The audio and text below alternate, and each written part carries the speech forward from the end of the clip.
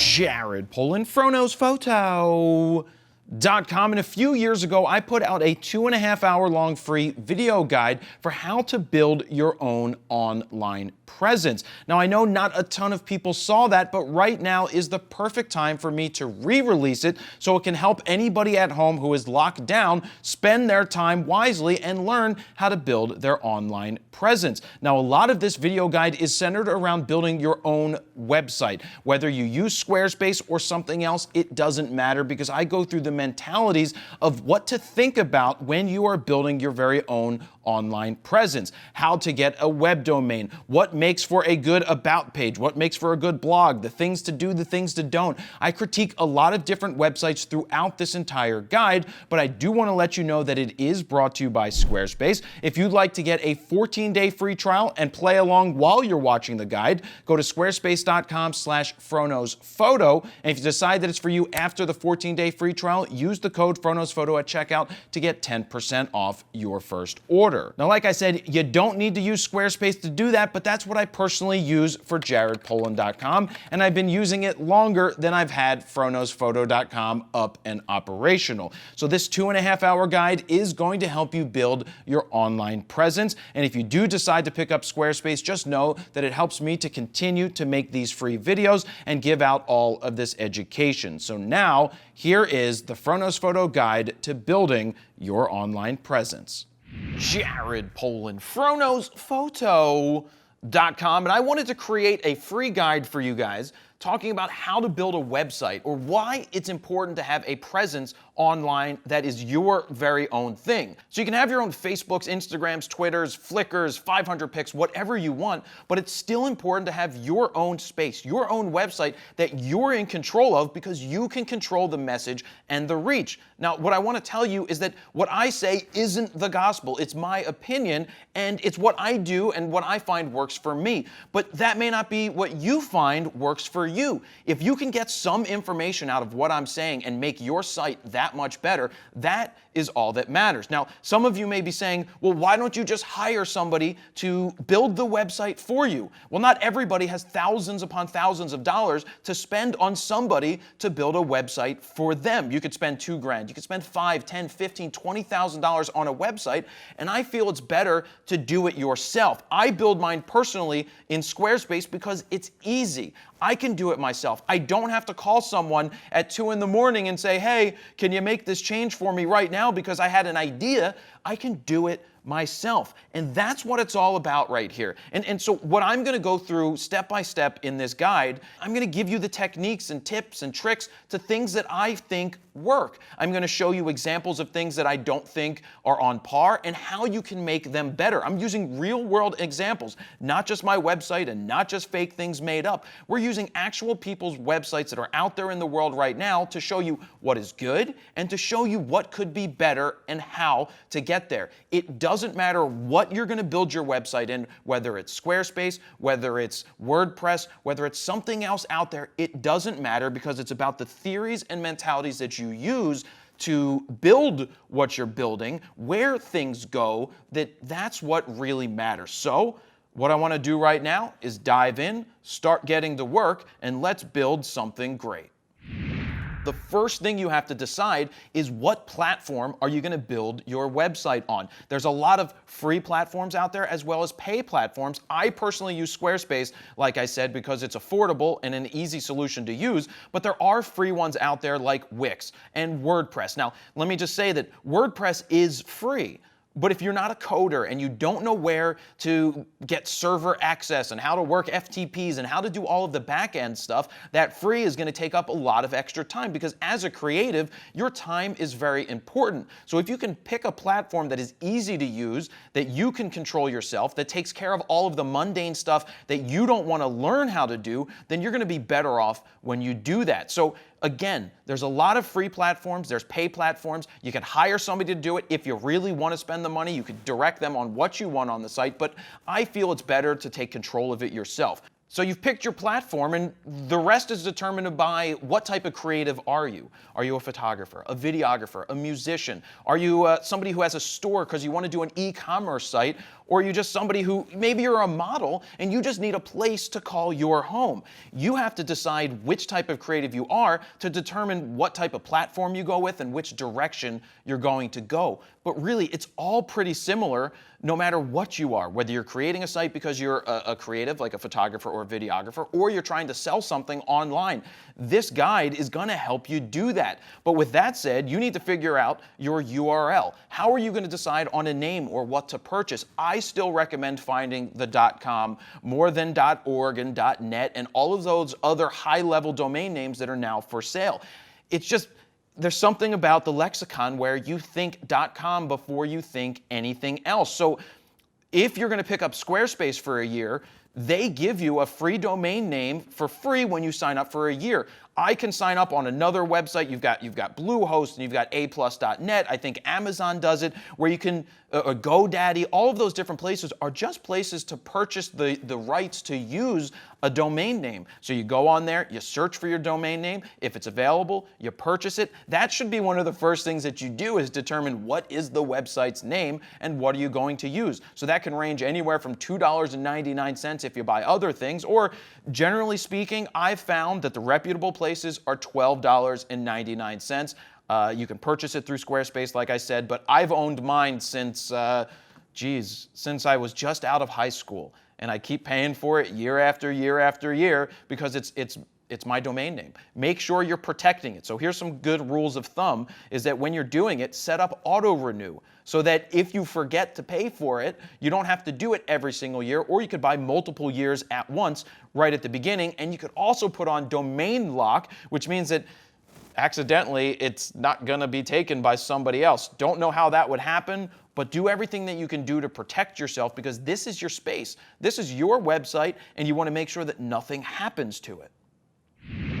So with that being said, the next thing you want to think about is design. Now, you're going to see me use Squarespace and their templates as examples. Now, of course, outside you can buy WordPress templates, like I've said before, or get custom-made things. But for the educational part of this, we're going to stick inside of the Squarespace universe because that's what I'm comfortable with and that's what I really like. But you have to figure out what features, what things you want to have on your site to help you determine what type of template and direction you're going to pick. Now, you may not want a very text-based website if you're going to be, a text-based template if you're going to be doing a very video or photo-centric website. You have to think about that. Or you don't want to have a store, an e-commerce store that's hard to find everything because it doesn't scream e-commerce. So that's why I'm using Squarespace to pick different templates, because they have the photography related ones. They have the templates for if you're going to do a store. There's a whole bunch of different examples, and I think we should just roll into that so I can show you the different examples that they have there, and you can decide for you which direction you'd like to go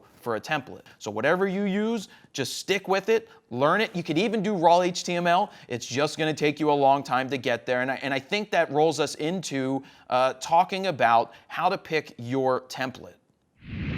Let's dive into selecting the right template. Now, when you're picking a template, it's all going to be based on what type of site you have. So what we're going to do right now is dive in here to the computer to see a bunch of templates that Squarespace offers you. I'll show you my website to show you what template I'm using, but they've made this really easy for you, and that's what matters. You can see all the templates, you can click and see what they have just for business. Portfolios is for somebody that's going to be a photographer. That is a great template. You click here, it says portfolio, and you can see the different options that you have. Now let's take a quick look at what I have. I am using the Momentum one. So for anybody that's wondering what I'm using, my website currently is using Momentum. I've used Wells in the past. Those are just the names of them on Squarespace, but you can see different options. Do you want to have it side scrolling? Do you want to have full screen images? Do you want to have the text and menus on the left-hand side, the bottom or the top? These are things that we're going to dive in deeper as we get through further into the sections, but right now we're talking about templates. Now, if you're going to do a business site, you can see the differences with the templates that they offer. And the same thing holds true for all the different sites out there. WordPress, you can search for WordPress templates that you can purchase and then go ahead and modify them for yourself. But again, that's going to take a little longer than just diving in here and using Squarespace.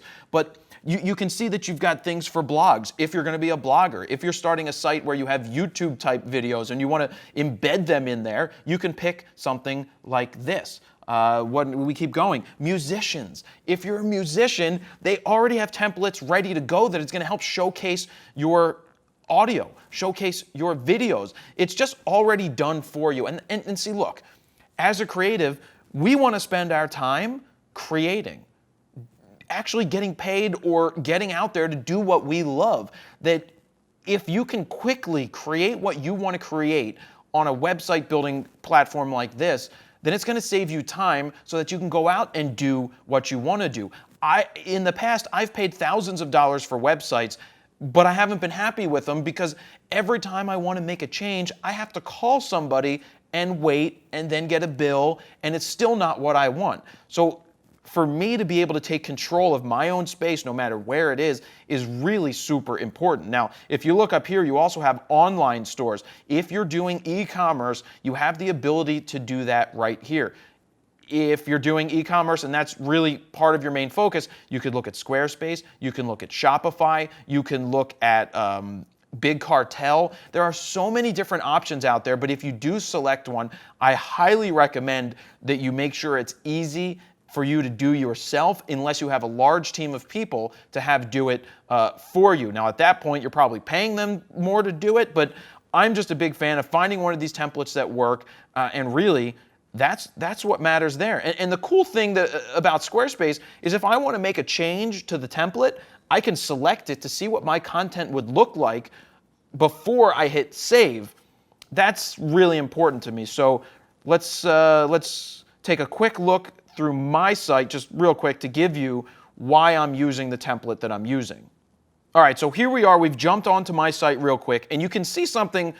This front thing that we're looking at right now, yes, it says enter me. That's what I put there for my website to say. You're probably not going to have something like that. I just like messing around on my own site to put weird things there. You could say enter here, see more photos, see some video, hear our music. Different things can go right here. So you can see my enter me right here. But I wanted to remind you guys of one other thing. If you just want to have a cover page is what you just saw on my website. A cover page you can pick up on Squarespace. It's at least a place that you can call your own, and you can do functioning cover pages. Just look at the different examples that you have. So you can see the different cover pages that they have right here for you to choose. But again, this is my cover page. But I want to dive into the cover page and the home page a little more. So let's hit enter me and go on to the next part. Let's jump into the home page. Now, this could be the first introduction that people have to your brand. And what I want to do is go through some samples. We'll look at my site and we'll look at some good sites and some sites that I think could change their homepage a little bit. But this is where people are entering your brand for the first time.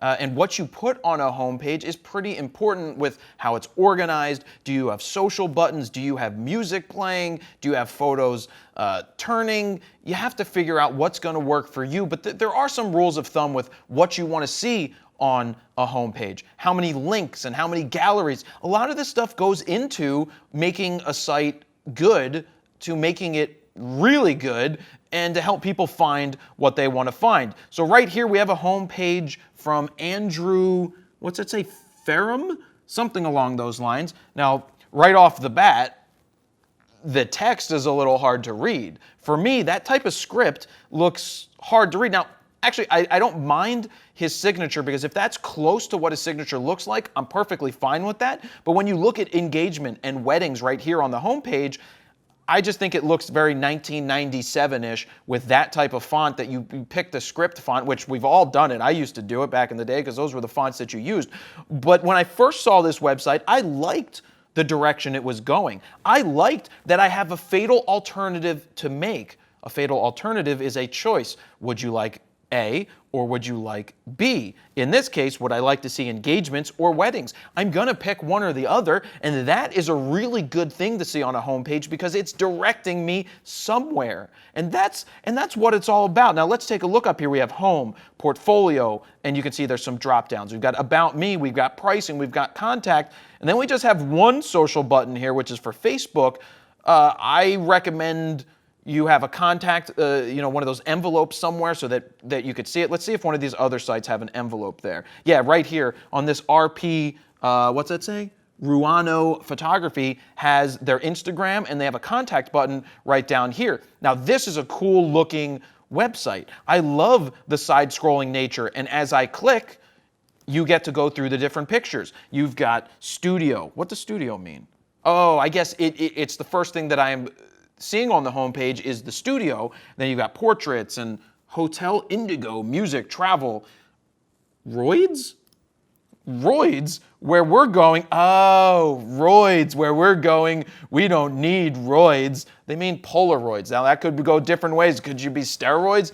I don't know, but I didn't even see that. That's pretty cool. So there's different things to choose. There's a lot of different options up here. Let's go to another site. And here's one that's built on a SmugMug platform. You can see that right here.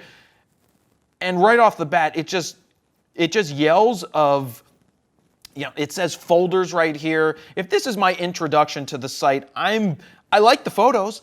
I like how they're there. I know that this is roads. Those are roads, and they're going somewhere. This is nature. Oh, it says places, nature, sports, music, food, fireworks. So I like having those options right on the front, but those would be good things to have in a menu bar. But I don't even see a menu bar on here at all. So I like diving in here. Let me jump to my site 1 second. This is where I currently have my site taking you. It takes you to a portfolio of one of my photo stories. My personal flow is to tell photo stories, and that's what I want to do with my site. You can decide the flow that you want people to go into. So the first gallery that you show them should be your best, or should be the message that you're trying to get across. Now, what I was just saying on that other page is that it didn't have a menu bar or places to go next. I want people to be able to see that they can go other places on the site. Now, my site is not perfect by any stretch of the imagination. I'm not a UI designer or developer. I think it can be better, and that's what I'm building towards here, is to make it better. I want to have a page that shows everything right on the front so you can choose your own adventure. I just haven't figured out how to do it yet because I haven't spent a ton of time digging into that, but I like what's going on this site. So back to the SmugMug one, is if it could be cleaner and it could have a menu and it could tell you where you're going, that would be a great introduction to your homepage. Remember to pick your best gallery. Now, in this case, studio is where RP Ruano Photography wanted to take you, and these photos are great, and the flow is easy. So another one we have here is KCJ McGeorge. I for some reason want to say McGregor, but it's McGeorge. This is very similar to what a cover page would look like. It's the first place that you're entering when you get to somebody's site. So you can decide to go to cityscapes, portraits, about, whatever CV is, and contact. I'm not a big fan of putting contact on your on your cover page, because I want people only to contact me when they have a reason to contact me because they've seen my work. It's not saying it doesn't work. Again, this is my opinion for what I think should be on a site or could be on a site, and you can decide what works best for you. It's always good to test different things out, but this is an example of there's no photo on the page. But we know that this is a photography site because it says it right here in the URL. But being that it doesn't have it there, it's okay, because now I want to be like, oh, I can choose my own adventure. Maybe this is a good site, a good thing that I should consider for my homepage in this case, which is a cover page. Maybe I should put different photo stories there and direct people that way, and then they can choose their own adventure from there. So here we could dive in and we can go to portraits and we can see how the site works. It's pretty clean. You've got your social buttons right here. You've got your home, cityscapes, CV content. You've got the same information that you saw on the front page or on the cover page right here. So that is pretty cool. Let's see. There are so many photos here. So that's one thing that we would talk about, is how many photos are right for a gallery. Again, this is subjective, and I go back and forth on my own personal galleries. Should it be 40 pictures? Should it be 15? Should it be 12? I really don't think you should have less than, say, 8 or 10 photos in a gallery. If you have too few, it may seem like, well, you don't have a lot of those type of photos, and you maybe shouldn't have that on your site until you have more on that. I've seen galleries that have 1 photo in it, and it's called like nature or animals, and you have a picture of an animal. That doesn't exactly work in a lot of cases if that's not, yeah. So what I also want to talk about when it comes to your home page is what message are you trying to get across? Here we have Andrew's site. We've got engagements and weddings. We have a feeling that they probably want to sell weddings. Now, should they put music and sports or some other alternative thing on this site? That's up to them, but in a lot of cases, if you're selling something, you want to make sure that your message is clear. If you're going to show something that, like boudoir photos, that could work with engagements and could work with weddings. But if you're going to show nature and travel and all of that, that may take away from the message that you're trying to get across. Now, if you're not looking to sell anything and you just want to make a great page for yourself, then by all means show 3, 4, maybe 5 different types of photography that you're into. But what I was saying about the number of images is make sure you don't have a limited number of images for a section. If you have 2 pictures of animals, maybe don't put animals up until you've got 5, 6, 7, 8 different pictures of them that get the point across. So with home pages, your job is to sell people on what they're there to see. Are they there to see weddings? Are they there to see studio work? Now, studio portraits, we know that this person is doing a lot of those type of images. That's really good. We know this person is all over the place with what they shoot, so we don't know what their message is exactly, but it still works if the layout was slightly better. And then we come back to the homepage for Casey, which then really should lead us into talking about cover pages as an option. So we've got Casey's page right here, which really leads us back into cover pages. And so what I want to do is get my site back to the cover page, and we're going to talk about the importance of cover pages. Let me jump in here real quick and remind you that this video is brought to you by Squarespace. If you're looking to build your very own online portfolio, use what I use for jaredpoland.com and go to squarespace.com/FronosPhoto to get your 14-day free trial. And if you decide that it's for you after the 14 days, use the code FronosPhoto at checkout to get 10% off your first order. And it also helps me to continue to make all of this free content. Now, let's get back to the video. So, cover pages. What are they for? How do you make them? Who should have them? Now, again, depending on what type of creative you are, you can decide whether you want photos on the front, do you want video, do you want music playing? Now, music playing is a good choice if you are a musician, but not to autoplay. We'll talk about that in just a second. But a lot of website builders out there allow you to have a cover page. It's just that I like to use the Squarespace option because cover page is a main function of the latest edition of it, that they have a bunch of different templates that you can just drag and drop and see which one works for you. But if you're not using Squarespace, you simply can just make a page that is your landing page, because in essence, a landing page is a cover page. So here we have Andrew Wilson Photography. Let's go right back into his site and load it just to see.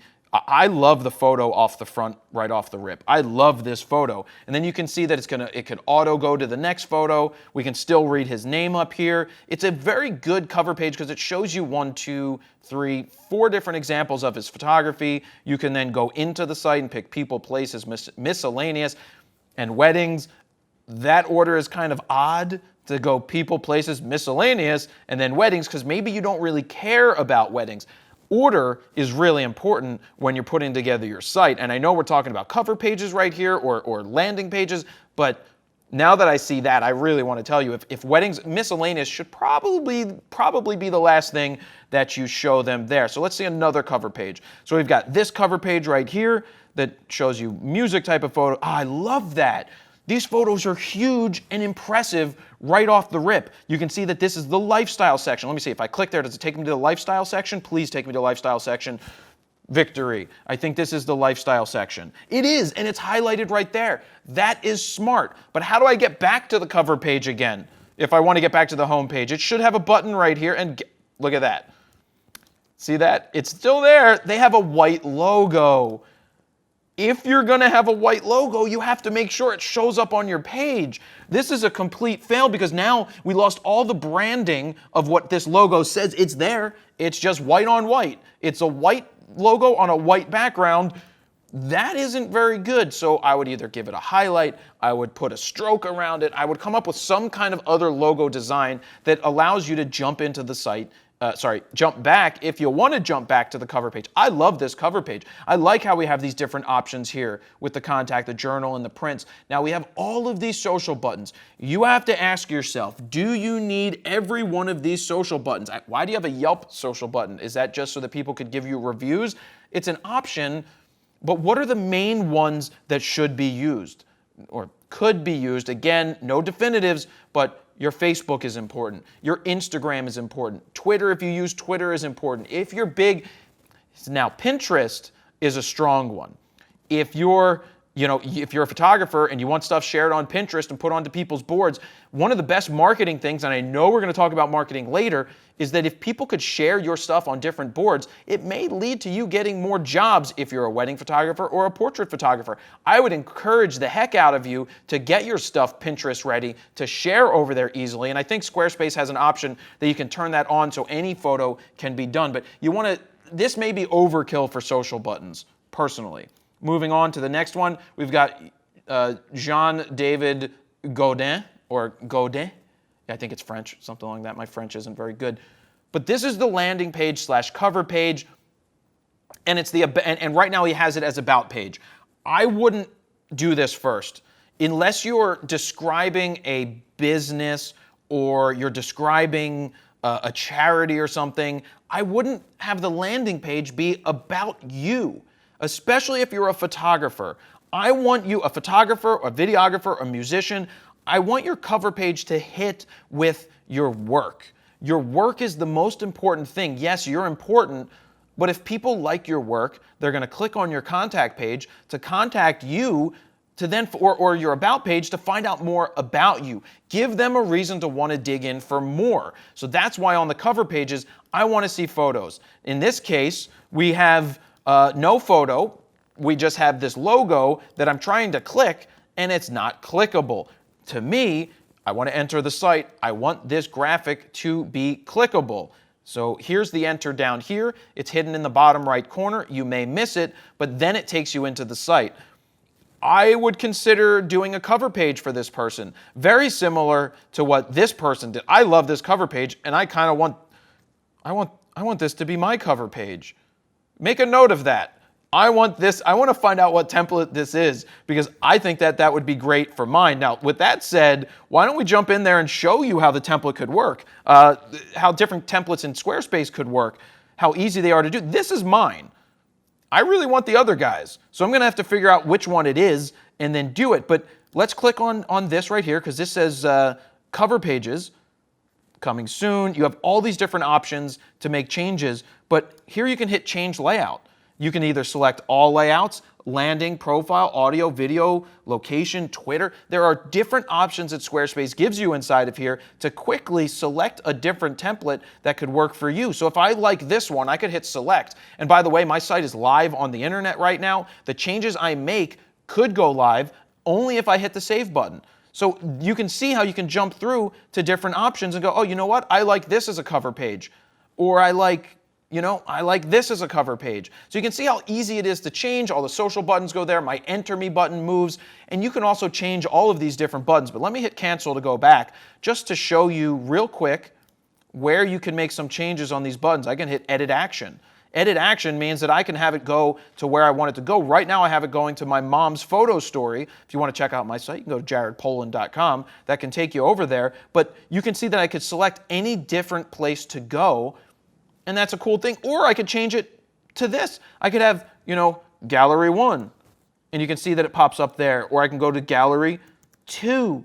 Whatever you want it to be, and then you can link these to where you want to go. You can just see how easy it is to make these changes. That's why I'll harp on it throughout this entire thing. Why I personally use Squarespace is for the ease factor.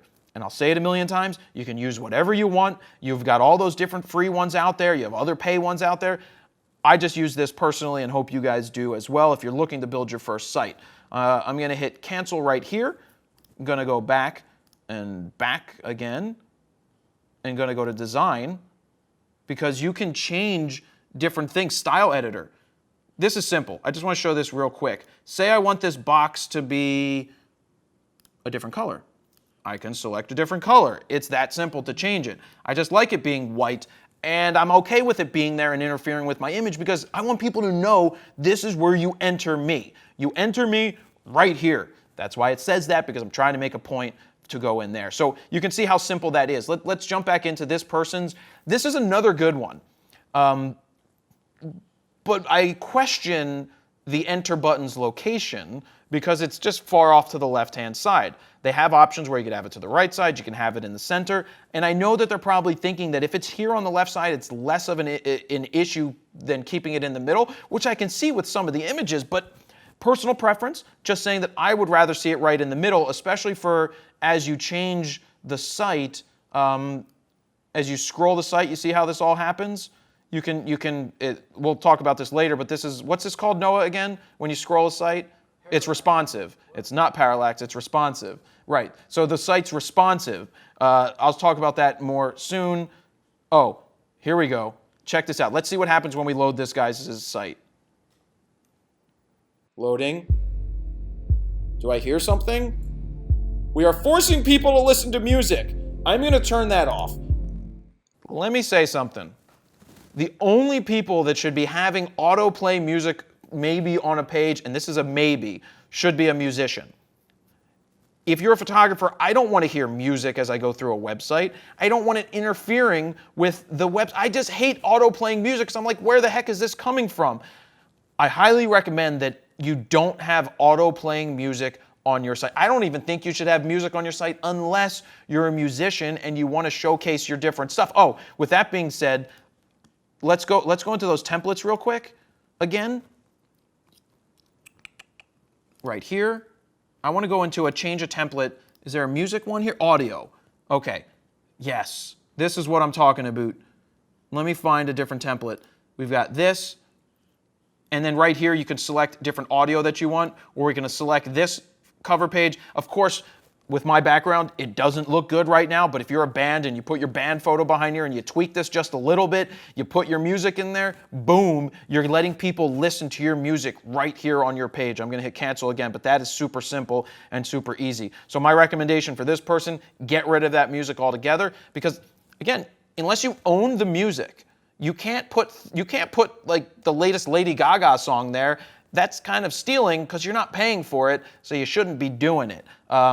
So I want to show you something here on my site. This is my cover page. I'm going to go ahead and click enter. And you can see right here it has jaredpoland.com because my cover page is linked.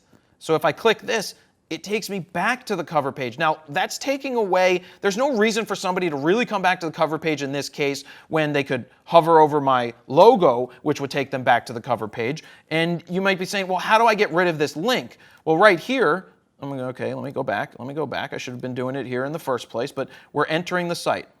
We can see up here in Squarespace, these are the site, this is everything that is live currently online.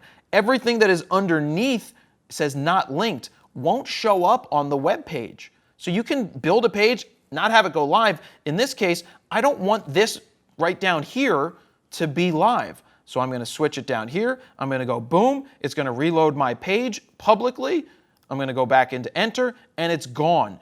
It's no longer down there in the bottom, so people won't click it. Now, like this, guys, when we go inside of it, no, see, that was interesting. When I click this, it always takes us back to the home page. You could probably unlink this to not take you back here.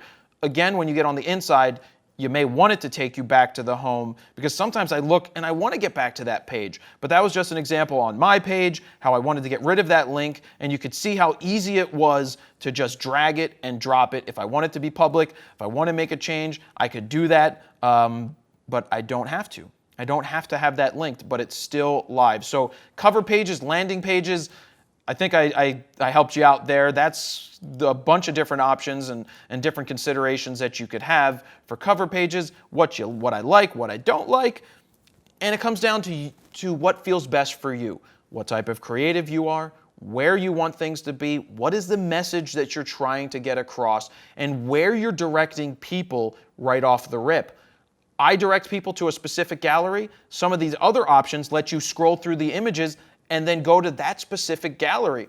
I think I need to make a change to my site, which I'm absolutely going to do when I figure out which cover page template this person's using.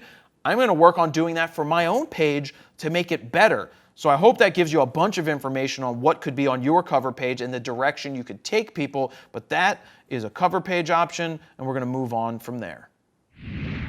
So one of the more important pages on your website should be the About page. What's the information that you're going to put there? What kind of message are you trying to deliver to whoever is reading your page? These are things that you have to think about when you're putting together an About page. Also, where does the About page show up on your website? Because I've seen websites where the About page is first.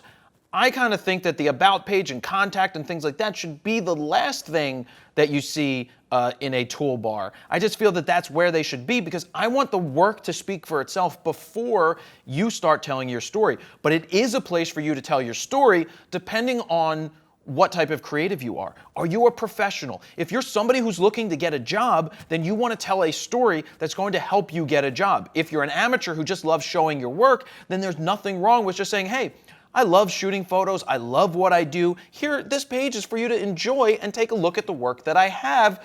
It's really about where you put your message, and that's what the About page is for. And so let's dive into an About page right here. This is Andrew Wilson Photography. I'm going to zoom in because I'm blind, and I just want to read it. It says, I am a Liverpool-based photographer originally from North Wales. Taking photographs has been important to me since I got my first camera at the age of 17. Over time, I have developed my skills and approach to photography. So what I like about this right off the bat, we know that he's a Liverpool-based photographer. We know that he's originally from North Wales, so he covers multiple areas. One of the things you want to be careful about is that you're not pigeonholing yourself just to a specific location. I like to say I'm a Liverpool-based photographer. I originally started in Wales. I'm willing to travel around the world to capture different images. You know, just getting the messaging across there is important. I also like that he said I, because there's some websites where people are like, what's this guy's name? His name is Andrew Wilson. Andrew Wilson is originally from Liverpool. It's like, we know this is your website. You're not super important that you're writing about yourself in third person. I don't think third person works for most of the points. I also think it's more personal today. There's a personal reason and a touch that you have when you say, I am into this and I represent that. You know, I've seen a lot of different About pages and you've got the ones that have the couples that are shooting weddings. If you're a wedding photographer and you photograph with your husband or your wife, I think it would be a good marketing idea to have a nice photo of both of you there and talking about your family on a personal level. We've been married for 20 years. Just somebody getting married, reading the fact that you've been married for 20 years, may put it in the back of their mind that they too can be married for 20 years. They have a 50-50 chance, but that's not the point. You're trying to book the job. So let's move on here and we'll get to more stuff. As well as shooting with a digital camera, I occasionally use my film camera and have learned how to process and develop my own photos in a darkroom environment, a very enjoyable process that is very different to digital photography. So we're starting to see a little bit now. Let me go back here. I want to go into a site and see, I guess we could figure out if he's trying to be a professional or more of an amateur here by just reading. I guess I should continue on. My portfolio showcases some of the best photographs I have taken in the past few years and the type of photos I enjoy taking most. Photos that hint at or tell a story. See, reading this really conveys a great message to me. I love what he's saying here. I'm available to photograph events such as weddings and special occasions. The Northern West is where I'm readily available, but I would be interested in working further afield. That's what I was saying earlier.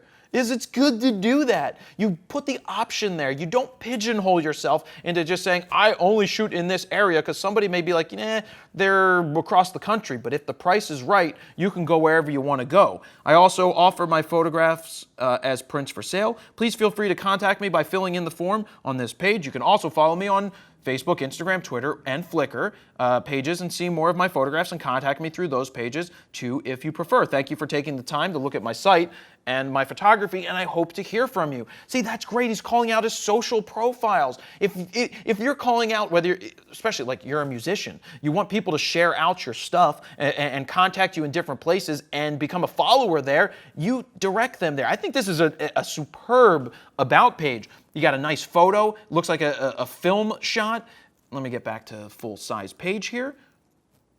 And this is great. I really love what he's saying here. He's established himself that he got his first camera at 17. I don't know if he's a full-time professional or an amateur, but it is saying that he will shoot for money. He will take jobs. This page is really good. Then we got this about page. We'll skip talking about most of the website here. What I liked about this is the photo. More so than anything is the photo of this photographer. He's smiling. It shows him holding a camera. He looks like he's having a great time. It resonates well with somebody looking for a prospective photographer to hire because they look happy, they look engaged. Like, you don't have to put a photo of yourself on the page, but I think you need to put something of you, maybe it's pictures of your cameras, pictures of something of you. Maybe it's not you, but it's something, you just have to be careful. I really think that there should be something on your About page about you. So the About photo could show your location. If you don't want to be in it, that's fine, but make sure there's a photo there that makes people happy. It makes them feel something good so that they would want to hire you. Maybe it's say you're a wedding photographer. Maybe it's a picture of your camera sitting on the ground with a wedding veil or wedding flowers. Even that's still about you because it's a photo, even though you're not in it. But I think photos are a strong thing to have. Let's go through this. So this is Ash Westwood, who doesn't even have an About page. I've gone through the site and there's no About page. It's on the front page. I don't like that. I don't like that it's here and nowhere else to be found, because I don't think you should punch people in the face with the About page first. Like I've said before, it's about your photographs. And then we've got Michelle D Photography. So this is a pretty clean page, and she talks in first person. Let me see if anybody's talking in third person at all. Let's see. Maybe Ash was. Oh, yes. Ashley Ash Westwood is a published British-Australian photographer. He specializes in capturing moments in live music, gripping action in motorsports, and commercial-grade automotive portraits for various magazines across the nation. Come take a look. Like, I don't mind that, but hi, my name is Ash Westwood. I love to shoot X, Y, and Z. Really hope you take a look at my site and look at the images. Let me know if you have any questions. Enjoy.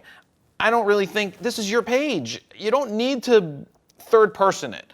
So I'll say that, no third person. So I like to hear about your experience. It's nice to lay it out there. Now, if you're a student and you're just starting out, if you're looking to get the gigs, I'm not a big fan of like, I'm currently a student but looking to become a professional. You don't need to share that information. You can just talk about your love of photography because your age does not matter. If you're a videographer, your age doesn't matter. If you're a musician, all that matters is the work that you put out. That's what should speak volumes about what you do. So you're trying to convey the message on your site. Now let's see what else she has here. She has my journey. I like to see the journey. It makes you think back, oh, what a cool journey. My experience, okay, we don't need to see there. I like that she wrote what she had. Now that could be a tear sheet page if you want.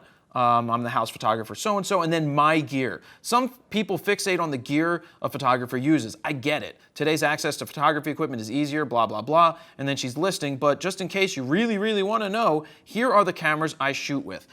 I am not a fan of listing the gear does that say Lytro? Oh my God, it has a Lytro on there. Oh boy, oh boy. I didn't even notice that earlier. I don't think anybody would shoot with that, but I guess she is. And that's why it says still experimenting. I don't think this is a place where you put gear. The reason is your gear shouldn't matter. It's the photos that matter. You could have the most expensive cameras and glass and lenses in the world. You could have, you could have that and still not get great images. You let the images speak for themselves, and if somebody asked you, hey, do you have professional gear? Do you have backups for the weddings that you're going to be coming and shooting? Then you can answer that question. But if you really want to have gear on your page, there is a place you could hide it. You could make it a part of your blog. And how do you make it part of your blog subtly so that you're not punching people in the face with it, is that you can talk about a photo shoot that you did and the gear that you took along with you to make that image. That's a way that you could hide it in a blog and people can still see what you're using without saying, here's the gear that I use. You're also possibly advertising for people to come and steal your stuff. If you put your address on your website and you're listing all of this fancy gear, you're saying, hi, follow me on social media, know when I'm not home to come knock on my door and then break it down and take my stuff. So I'm not a big fan of putting that there. Also on this About page, it talks about pricing. Let's see. It's a common question, how much do you charge? But it's not an easy question to answer because one price does not fit all. When you contact me regarding your photography needs, we'll talk about it. I like this, but I don't like this. I don't like that her name, her email is not linkable and clickable to launch an email or to take you to the contact page to send a message. That's something that you want to make sure that you have right on your page, is that you have the hyperlink there so that somebody could contact you right away. They don't have to copy and paste this somewhere else. Now, pricing, being that it's mentioned here, I'm not a fan of putting pricing public. You can do, if you're shooting weddings, it could say starting at. If you're shooting portraits, it could be starting at. Anything could say starting at, but when you pigeonhole yourself into pricing, you're not giving people the ability, and this is the marketing angle here, is you're not giving them the ability to then email you to inquire. You can make a better sale one-on-one than somebody's going to try to sell themselves on, oh, well, that's $3,000. I can't afford that. Well, maybe you could have worked something out with them. So pricing on a page, I know I'm digressing a little bit, shouldn't be there, in my opinion. And one more thing, we're going to jump over to a couple of my pages now. I've got two of them built here. This is who I am. Remember we talked about the Pinterest thing earlier? Having that Pinterest thing on Squarespace pop up and make you post that on Pinterest is great because we know that a lot of people use Pinterest, especially for weddings, to get ideas about photos and dresses. And if they're finding your photo and your website, that's a chance for you to get a job. Same thing with music if they're going to post that as well. So this is one example. It's just plain. We've got a nice image of me. I like it. It's me. We have a paragraph here. I'll show you I have a second page that was built as an example. You see I have a mailing list. That could be also a place for contact. My name is there. But I want to show you something here. It says, my goal every time I go out to shoot. Oh, I need to reload this. Hold on. The reason I want to reload this, and I'll go over here to do that, it says, my name is Jared Polin. For the last 20 years, I have been capturing images. I want to make a change to that. As you saw on the other page, I didn't have that there. And the reason is that I don't know that the 20 years of experience is a sales pitch there, a sales point. Maybe personally, if somebody asks me, how long have you been shooting? I can let them know. But I want my story to be told. And so me saying my name is Jared Polin, we know my name is Jared Polin. It's already on the site. It's right everywhere that you need it to be. So if I wanted to quickly change this, and I am on Squarespace here, I just double clicked, and I want to get rid of this and have it go live. Boom. Make sure that everything is set right. I hit save, and now that change was made in line. I didn't have to do anything. It's called a WYSIWYG. What you see is what you get. That's what these pages are all about. That's what these easy website builders are for, so that you can drag and drop and let the websites do the coding and do all of the extra stuff that you know nothing about. I know nothing, Jon Snow, about how to do coding. I know nothing. Well, I know just a little bit, but I would never code my own. So that's what a WYSIWYG does. And is it the best thing? No. There's pros, there's cons, there's some things that you wish you could do that you just can't. But if you are a coder, there's a thing called code injection that you can inject into the Squarespace sites to make your site even better. But I don't want to digress too far down there. That, we've talked about what goes on the About page. You can read jaredpolin.com/about to see what I have written. I think it's important that you tell your story. You convey your message. You talk about what you want to talk about on the page that makes people want to know more and want to contact you and feel good. That's why a good image is important. That's why getting the information out, where you're located, what you love to shoot, who you like. If you shoot with a family member, I love seeing the husband and wives shoot together. That is definitely a cool sales pitch. So that's that for the About page. We're going to roll into something else in just a second. So that's About pages. So people have read all about you in your About page, but what about if they want to contact you? Your contact page is extremely important to have on your site. Well, what information should be there at the very least to make sure that people contact you? Now, having a page that's separate. You could have your about page / contact together, because if they read about you and they want to contact you, you could do that. I personally have a contact page that's separate, but let's dive into some other ones that people have right here. So we've got, oh, look at that. Justin Lawrence lists their phone number and address right up here in the menu bar. Not a menu bar, that's a hello bar that you can add on Squarespace that pops down from the top. So at any point, let me see, if I scroll back, will it be up there? Yep, still up there. So let's go back to the contact page. So we're gonna go ahead and do that. On his page, he's got name. So he's asking for the first name, last name. I just think it's all right if you ask for a name. Could be first name, last name, that's perfectly fine. You can see that it has an asterisk there. That means you must use it. And it has an email address here. You have to ask for people's email addresses because you need to know how to get in touch with them. Because with the contact form, this is generating, so this is one of those things, if you make your email public on a website, it's possible that a crawler on the internet could find it and start spamming you with to that email address. So a contact page makes people fill it out, and then Squarespace or whatever you're using for the contact form will then send it to where you designated it to go through email. So here it asks for phone number and messages. Like, of course they're going to put a message there, but it's not mandatory. Actually, a message should probably be mandatory, because if you just have their name and email address, you don't know why they're contacting you. So on this page, there's a couple of ways to be contacted. You've got your email, you've got your phone number, you also have your mailing address, which is kind of questionable to have on the site. I don't know that that's important unless this is physically a location of an office or a P.O. box. I really don't think it's necessary, especially for a photographer or a videographer, to have your mailing address there, unless people are mailing. If they're going to mail you a check, you're going to tell them to mail you a check and where to mail it to. So that's something that I would maybe take off of a contact page.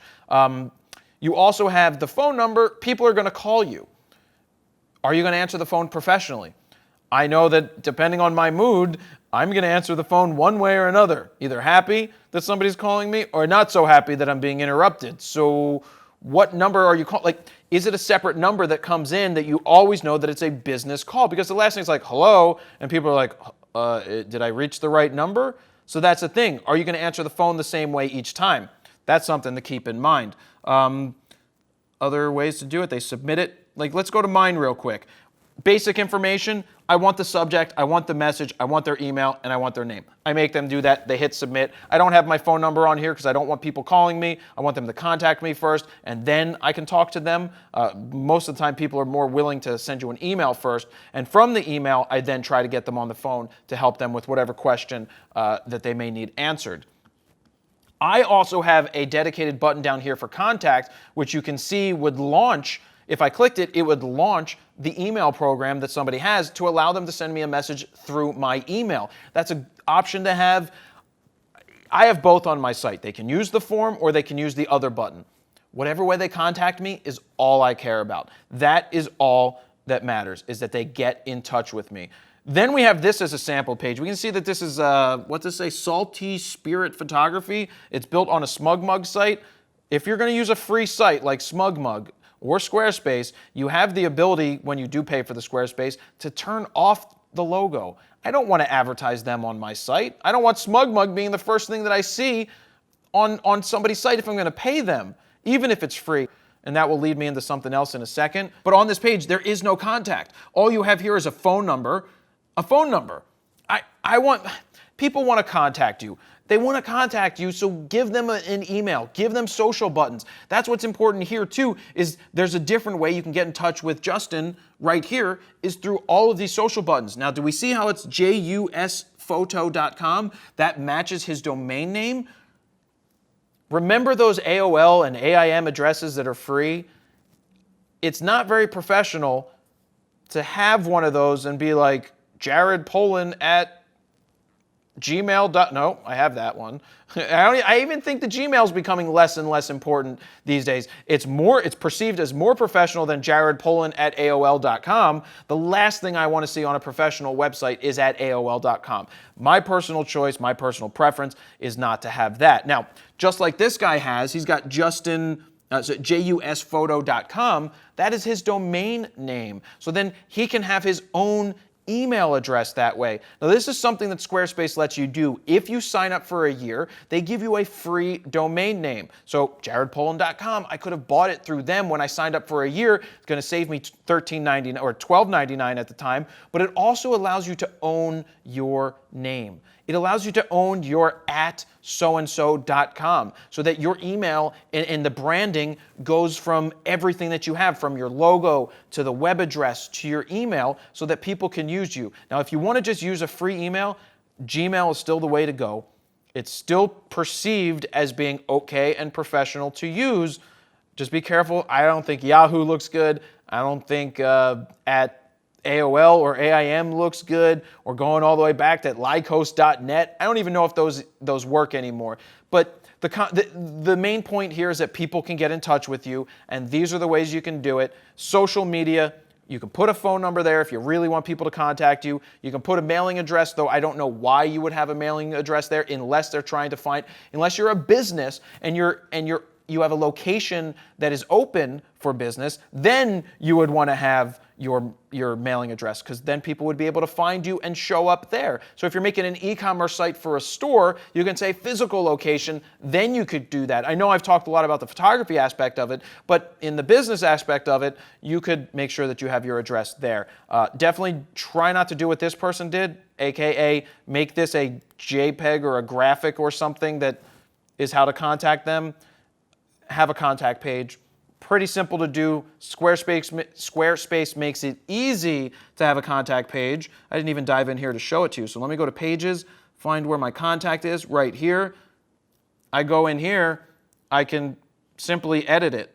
Settings, I can make changes. I can have all the different things that I want right here. This is it. I can do this like this. What else do we have? Edit. You can pick and choose different things that you want to put on your page, and that's it. Look at this. Name, email address, subject line. Say I don't want the subject line. Or let's add something and then take it away. Well, why would they want my website?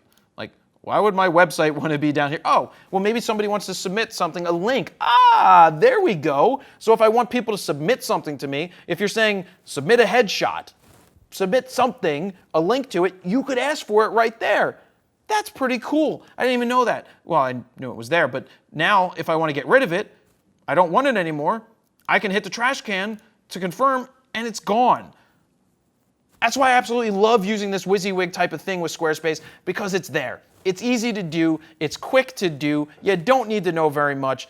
And that's it for the contact page. We're going to roll out of this into something else right now. Let me cut in here real quick and say, if you'd like me to critique your website, no matter what you make it in, head on over to bit.ly/FroCritiques, submit your website there, and maybe I'll be giving your website a critiquey McCritiquerson. Once again, this video is brought to you by Squarespace. If you want to get a 14-day free trial because you want to build your own online website, go to squarespace.com/FroKnowsPhoto, and after your 14-day trial, if you decide that it's for you, use the code FroKnowsPhoto at checkout to get 10% off your first order. Your website is meant to display the message that you want to get across. If you're a photography website, the images that you choose are the most important thing to showcase on your site. If you're a musician, music, videos, photos, those things are important. You want to make sure you're picking the best of the best of the best with honors, sir, to make sure that the message you're getting out there is the right message. You don't want to try to put of course, you don't want to put bad photos on your website, but you want to pick the best photos. You don't want to try. Here's a tip for portfolios. When you're building a portfolio, and we'll talk about how many images go in those things in a couple of minutes, but when you're building a portfolio and you're looking at images and you go, well, where could I hide this image?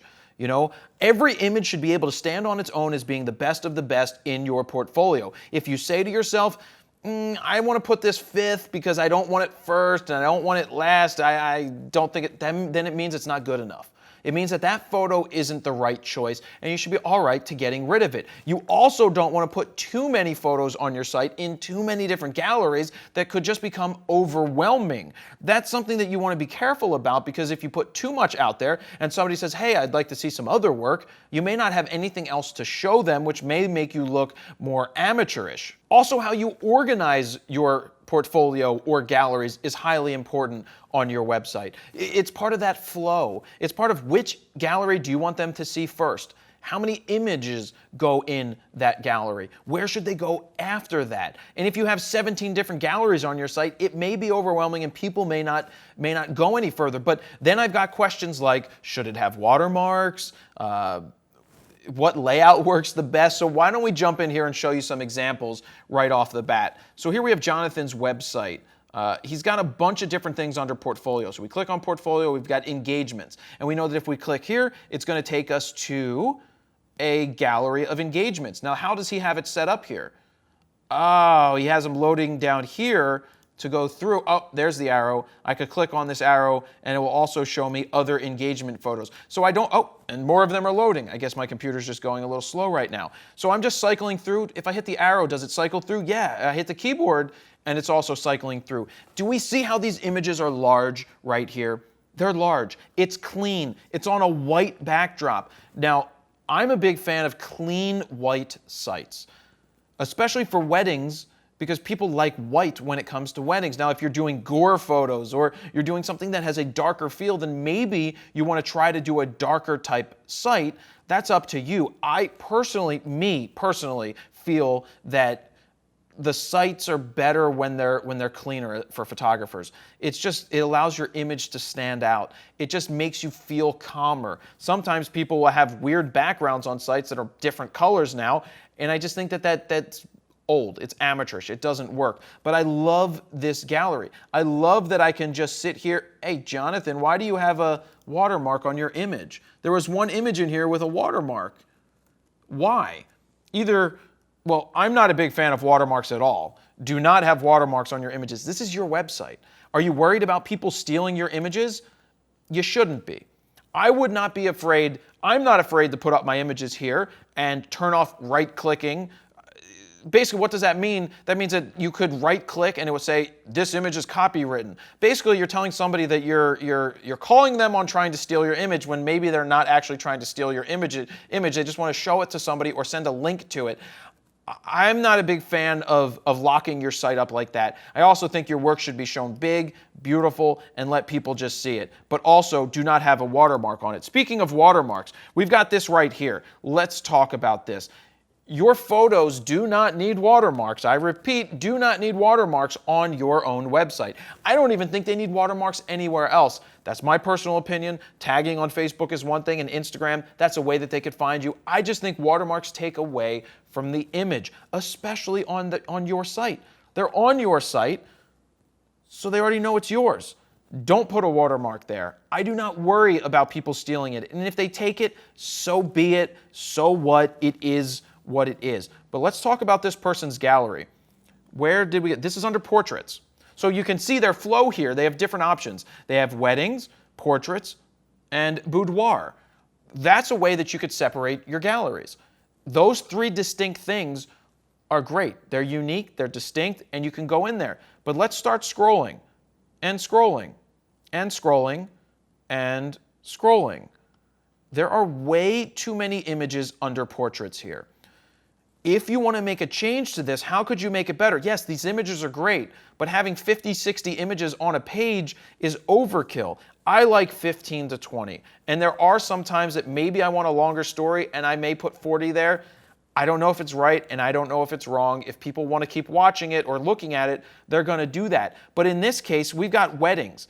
You could break this down into separate weddings, or you could break it down into formal versus the party versus engagements like what Jonathan did, and so that you could make weddings a drop-down menu and you can have multiple galleries there of 10, 15 images. You could have the getting ready photos. You could have the party photos. You could have the actual wedding itself. There's a lot of different options, and the flow that you put people through your site is really important to keep them engaged, and I just think all of these photos, there's just way too many photos. And how do I cycle to the next one? There's an arrow. It popped up, so that's a good thing. You want to pick your best of the best of the best with honors, sir. Let's go to RM's website. We click on Portfolio, and this is it. There are only 5 or 6 images here, and I'm pretty sure that they're an amateur photographer, which is perfectly fine. This showcases the image as well, but there's images on here that just don't make sense. Like they should be in separate portfolios, separate galleries to showcase that type of work. So that takes us right back to the beginning. That's a suggestion there. And then you've got this site. I'm not sure what this one is built off of. This may be a custom site or it's a SmugMug. I'm not really sure. So what I feel on this site is I think that when I click on this, it's going to launch a different gallery. But I'm wrong. It just launches that photo and pops it up. And you see this is a darker site. I'm not a fan of the darker site. This isn't bad, the charcoal, I get it, but it just feels more amateurish the way that these circles look. And they also feel like they're galleries. They don't feel like that they should be individual photos, but they are. The cycling through, perfectly fine. The images look good. They're framed by a white frame, which makes it pop a little more off the background that's black, but I don't like this for showcasing a gallery. I really don't like that at all. Let me see what happens when I click on Portfolio. And even that's different. It's the same images, isn't it? Or it's pretty similar to the images. It's all right. Let's go back to home. Yeah, home, it's just part of the layout is what you have to figure out is where are your images going? Where are people going to look for them? And this just doesn't work. Yeah, the same images are on the other side, the portfolio. So you have to say, why would we have the same images in multiple places? You have to decide that. Should multiple images, the same image show up in multiple places? Probably not, unless it's part of you have photo stories and then you pick your best of the best and put that in a separate gallery. That could be something that you do there. What else do we have here? I love this, except for the watermark. We don't need copyright your name on the website. This is your website. I love this gallery. I love how it cycles through. I can hit the arrow, or I could hit the keyboard and it will move. This is a great way to showcase your work, but I also like being able to see all the images that I'm going to look at. And there is no way to do that, so I don't know how many images there are here. I don't know when's it going to stop, or are there more. With that also said, looking at this page, we see the same model, multiple shots in a row. That's kind of a no-no in my opinion, unless it's a story just about that particular model. In your portfolios, you want to put your best work, but you also don't want to have, say, 6 images of one person and then 6 separate images of 6 different people, because it's just like, well, do you actually do multiple jobs? I think that's what it's trying to show you, and be careful about putting the same person in multiple images, unless you put up 3 images of the same person, followed by 3 images of another person, followed by 3 images of another person or another scene. That, I think, could work. And then we've got this website right here. I'm just going to go back to the beginning of it. What the hell is that? Stop it. Where is it? Get out of here, noise. Why, oh why, do you have music auto-playing that is that bad? That is just such a distraction. I don't want that. What happens if somebody has their speakers on really loud and they encounter that? They're going to be thrown right off. Another thing, why are we showcasing images with an overlay that's, well, I can barely read it. I can barely read it. The gallery's fine, but let's go through here. I'm also going to come up to an image at some point that's not in focus, which a lot of these don't seem to be in focus. But why do we have this text across the screen? This is not how you should be showcasing your work. Not at all. This needs a lot of work. Like I said, it's about picking your best images. Let's jump over to my site real quick just to show you a different example of how I have it set up. I've got my portfolio set up like this, where they're personal photo stories. And then when you hover over it, it shows you options to go into different photo stories. They're specific stories of images that I want to tell, and they're in these galleries. Pretty simple. I like this. But you don't want to have, say, 17 different photo stories in here. You may need to edit down what you're showcasing and what your best work is that you want to put out there. Because if you start putting too much, again, you're going to scare people away. So, you have to showcase your work. You have to make sure it's big, vibrant. You're putting up the right images. Is it out of focus for a reason? If it's out of focus, get rid of it. It shouldn't be here representing you or your brand. That's highly important. So we've talked a lot about different types of galleries and different ways that you could show it. And I think it's important for me to show you how to build a gallery. And that's what I'm going to do right now here in Squarespace.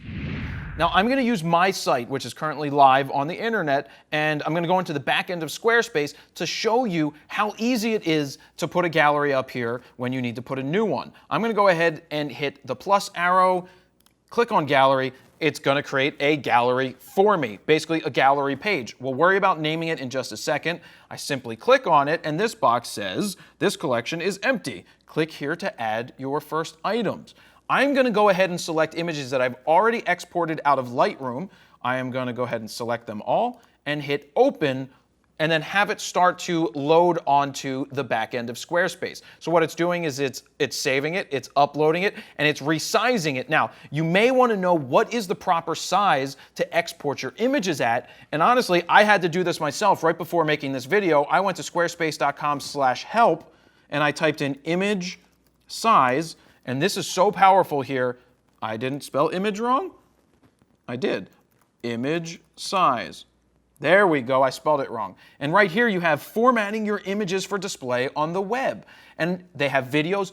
So what is so cool about Squarespace is not only do they have 24/7 customer support that will answer you pretty quickly, but they have such a large database of text and video that will help you figure out how to build your site if you run into a brick wall. So let's scroll down here and you can see what happens if I upload an image. When you upload an image, Squarespace creates up to 7 versions of the image, each with a different width. These widths are, so 2500. I exported at 2500. Now, I recommend if you're going to do it out of Lightroom, maybe you don't make the DPI 300 DPI and maybe don't do it at 100 resolution. Pull that back a little bit because this stuff has to load on people's websites. But so we've got everything loaded over here, right here. Right here we have a gallery. You can see that we're going through the images. And there may be too many images or I want to get rid of them. So let's see. Let's find an image that I don't like. Okay, I don't want this image in here. So what am I going to do? I don't know. I clicked on it. And there's the trash can. Goodbye, image. And it's gone. Others, yeah, I've got too many that look the same right here. Don't like it. But what else do I want to do? If I don't want this in, I don't like this order. I'm going to go ahead and move an image around. Let's see what we can do right here. We can name the gallery, name it right here. Let's call it Las Vegas. And we're going to go ahead and hit save. And now it's going to go under there. But order, you can just move stuff around. It is super simple to do this. And it propagates automatically for you. Boom, done. So let's go back to pages. Oh snap, something went wrong. Let's reload. All right, let's go back to pages. And here we have it right here on the site. Now, I'm going to bring up my website right now live to see what happened. And we're going to go to hit enter me. And Las Vegas is right here. It's sitting all by itself. And I don't want it to sit all by itself right here. So I'm going to go here. And it's a photo story about Las Vegas. That's going to go under personal photo story. I literally just drag and drop it wherever I want it to show up in there. And then I hover under personal stories, and there is Las Vegas. Do you see how simple and easy it is to create a gallery in a matter of 20, 30 seconds? Once you have everything exported, you upload it, you put it in the order that you want, and you put it live. It is pretty darn simple. But what is also cool on Squarespace here is you see these buttons. You see these buttons right here? What is cool about it is that I can preview it. This is what it would look like on a tablet. If I want to see what my website's going to look like on a phone, I can preview it just like this. How cool is that? That you can preview it right here, right now, just like that. So that is an awesome thing. But another cool thing to remember with websites, no matter where you have one built or whatever service that you use, you want it to be responsive. Responsive means that no matter what size somebody's screen is, that your site is going to configure to the size of the screen, whether it's a phone, a tablet, a screen like this, or a 27-inch iMac. You want to make sure that it's going to look good on each of those sites or on those devices. But what's cool is Squarespace on the back end told us that they resized the image 7 different ways. That's so that it could load much quicker when you go to a site. So what does responsive mean? Let's go back to my website. And it's loaded. We're going to go into a gallery because this is going to show you really well. Let's go into the new one we just made. We've got Las Vegas. What responsive means is that I am able, you see this? You see how the site is configuring itself based off of the size of the screen that I'm using? Look at this. And it even moves all the menu items right to here. That is a win right there. Why is this important?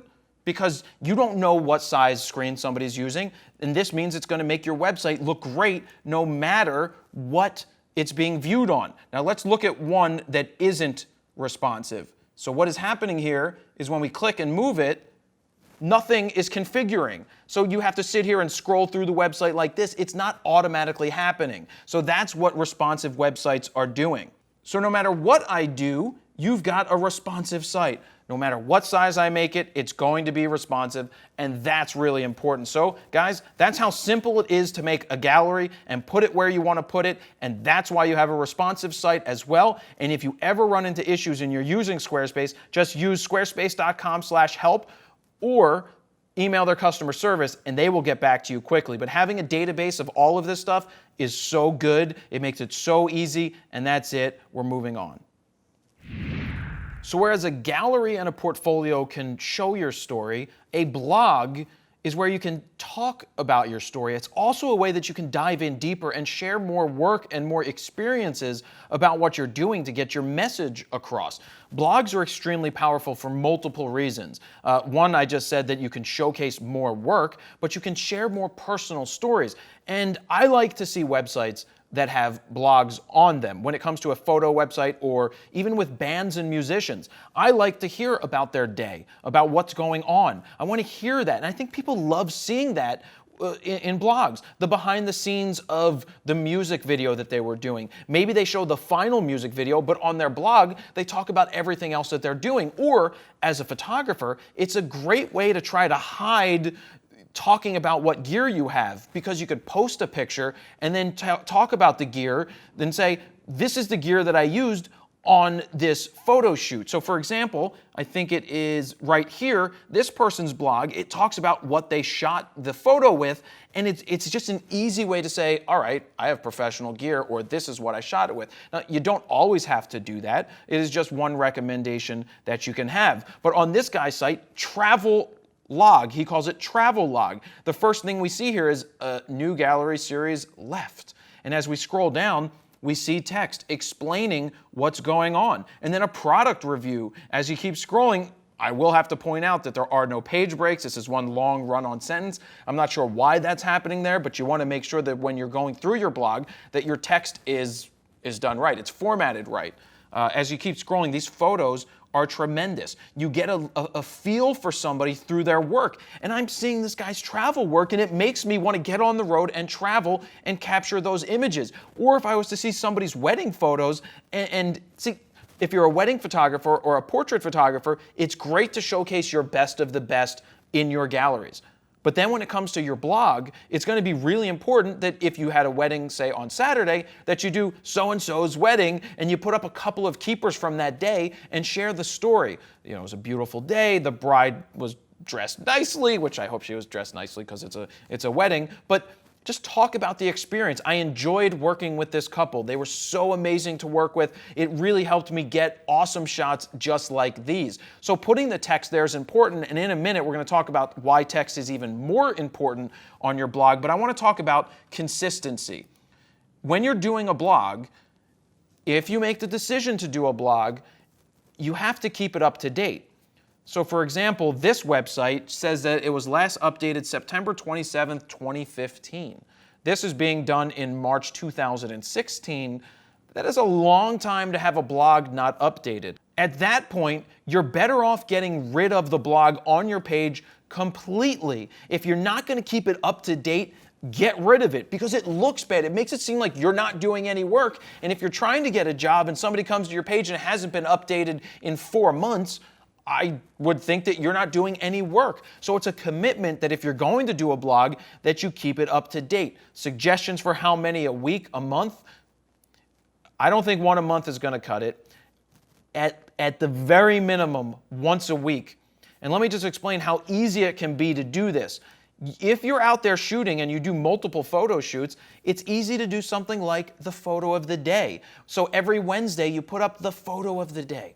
It's a photo that you, or the photo of the week, where you explain the story behind that image and you share that with people. And what's going to happen is prospective clients are going to take interest to the blog posts that you're doing. They're going to come back more and they're going to want to see what you're doing next week. And that is also a great way to share that on your Facebook, or to put the same thing on your Facebook and then link back to your website and say, hey, why don't you follow me over on here, because I have a blog that I update. And you may be saying, Jared, where's the blog on jaredpolin.com? And the truth of the matter is, I don't have one there because I'm not pushing anything on that site other than the images. But I do have froknosphoto.com, and that acts as, in essence, my blog, which is updated multiple times a week. So that is highly important. So with this, I love the formatting of this person's blog. I love the text that's there. I like that it just makes you feel like you want to be there. And this is one of the newer photographers' work, but I love seeing what's going on here. I will say, I think there's too many images in this story after a while, so you want to try to limit how many images are in there, but it's still the images are great. It could supplement a gallery, or it could lead back to another gallery, but this is formatted really well, so very nice job with that. You don't have to write that much, but with that being said, we've got SEO. You hear a lot about SEO, which is called search engine optimization. That's so something like Google can scour the internet and rank your keywords and searches so that people that are searching for something can find you. And so that's where writing more blog posts can be very beneficial to you. So what is SEO for writing an article? Let's take a wedding photographer, for example, and you want to get more people to find your site. That's what SEO is all about. It's all about getting people to find you organically, so you're not spending a lot of money to bring people to your site. Now, there are companies that will try to sell you on SEO and how to rank higher on Google. I don't think you should pay for them. I think you should try it organically first by writing articles. Let's say you're in Bucks County. You're in Bucks County and you're a wedding photographer, and you want to get more jobs in and around Bucks County, the Philadelphia area, the tri-state area. Start writing articles and blogs on your page about the top 5 places to get married in Bucks County. Right there, what SEO is doing is, if anybody searches getting married in Bucks County, it's possible that you're going to match those search terms that somebody's looking for, and you're going to rank higher on the Google search, which means you have a better chance at getting a job. We all want to be seen on the internet, and this is one of the ways with SEO, and this is the organic way of doing SEO so that people can find you. I would make sure I would hammer home on your city, wherever you are, the city, the state, the area that you want to be known for, and that's what you start writing articles about. And I will get more on this in marketing, but it's important for me to talk about it right now. You're a wedding photographer in Bucks County, 5 best places to get married in Bucks County. 5 best places to buy wedding dresses in Bucks County.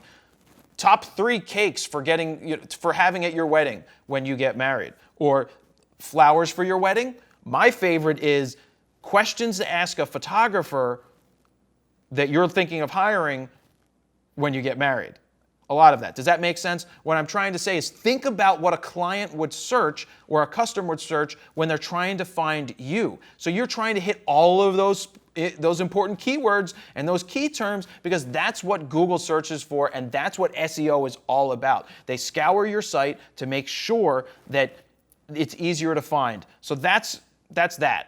But let's go into the back end of Squarespace, because it can go even further to make sure that people find your stuff. Right here under, I believe it's under Settings, and then Marketing, you have an SEO button, or an SEO menu system. Right here, it's telling you to put search engine description. Put in keywords that you want people to find. So for example, you're that Bucks County wedding photographer, put in Bucks County wedding photographer. Okay, tri-state area wedding photographer, Philadelphia wedding photographer, weddings, how to take pictures. Just think of these terms that are highly searchable that people may find, or that they may search so that they can better find you. It's, I get a lot of people, you see a lot of emails where they're like, get ranked #1 on Google, and you have to pay these guys a ton of money to do it. All that you're doing is creating these pertinent articles on your site that's going to help bring people to you organically, which means you don't have to pay for it. Being organic is what you want to do. And even going beyond that, if you want to start making some videos and throwing them on YouTube, that's going to help people discover you and find you on your website. It also helps with SEO as well. So to wrap this up, if you're going to do blogging, make sure that you keep it up to date. If you're not going to keep it up to date, then don't have a section on blogs at all. Just like this webpage has, it hasn't been updated since September of 2015. It should go. It puts a bad taste in somebody's mouth who's coming to your site. It just makes it seem like you haven't done any work. It's not that hard to keep up to date. It's really important to do so, and you will start to get people to follow you, for one, because they're going to come back for more because they want to follow your story, and two, it's going to help when people are searching you out on Google or whatever search engine is out there, and that is really what I have to say about blogging. So if you're going to do it, make sure it's up to date and hit those keywords. Hit them pretty hard right there on your site. Thank you very much for watching this video. I do want to remind you once again that it is brought to you by Squarespace. If you'd like to get a 14-day free trial, go to squarespace.com/FroKnowsPhoto. And if you decide that it's for you, use the code FroKnowsPhoto at checkout to get 10% off your first order. Now, let's get back to the video. So I just talked about how important it is to make a blog, how easy it is to get some SEO going on your website. But I figured I'd jump in here on Squarespace and show you how easy it is to get a blog started, because I already said that I don't have one on jaredpoland.com, but it's pretty darn simple. I'm going to go into the back end again, going to go to the navigation, I'm going to click on the plus button, and look at that. There's something that says blog. I go ahead and click that. We can call it B-L-O-G. You can call it whatever you want. It doesn't matter. In this case, we're going to call it blog. And I'm going to go ahead and click on it. And you can see that it's empty. Now, it's going to take some time to propagate it, but it's real easy to add post. And there we go. I fill in everything right here. I can put pictures in here. I could put text in here. Or here's a really good example, is if you do weddings or you do any type of photography, or anything for that matter, getting testimonials. That's an easy blog post that you can make. And so you can see how easy it is to do this. You can put comments on there. You can put tags and keywords in there, making sure that you put the metadata or the SEO type words in the tags and categories of your blog post is highly important, because I didn't touch on that last section because we talked about the theories and mentalities behind it. But now that you see the back end here, you see how it says tags right there. We're going to do Bucks County Weddings. Bucks County Weddings. Oop, need to put a G in there. And probably, oh, look at that. It adds the tag. And I can put in weddings, photography, getting married, all this stuff. Getting divorced, whatever you want to put in there. But you get the point. You are filling the SEO, the things that people are going to search for. Now, a good tip is don't over tag. Make sure it's relevant, because you don't want to overdo it. You don't want to spam the system. But then you're going to make sure you hit the keywords in here. There's a whole bunch of different options that you can have. You can add an image. You can give it a certain URL.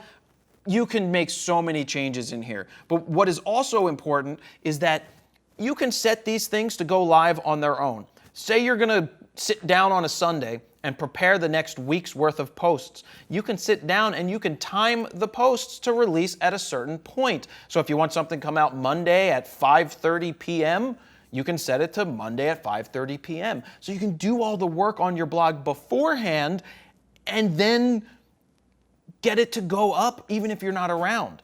That's really important, and this is so easy to do. You could save it as a draft, or you can save it and publish it. In this case, I'm just going to hit cancel and discard the changes that I made because I haven't set it up yet, but you can see how easy it is right here to just create another blog by hitting the plus, and you'll see that it shows up right down below. We'll call this Monday, and Monday, and we could hit save. We're not publishing it. We can hit the thing again, and we can call it Friday, because every day is Friday.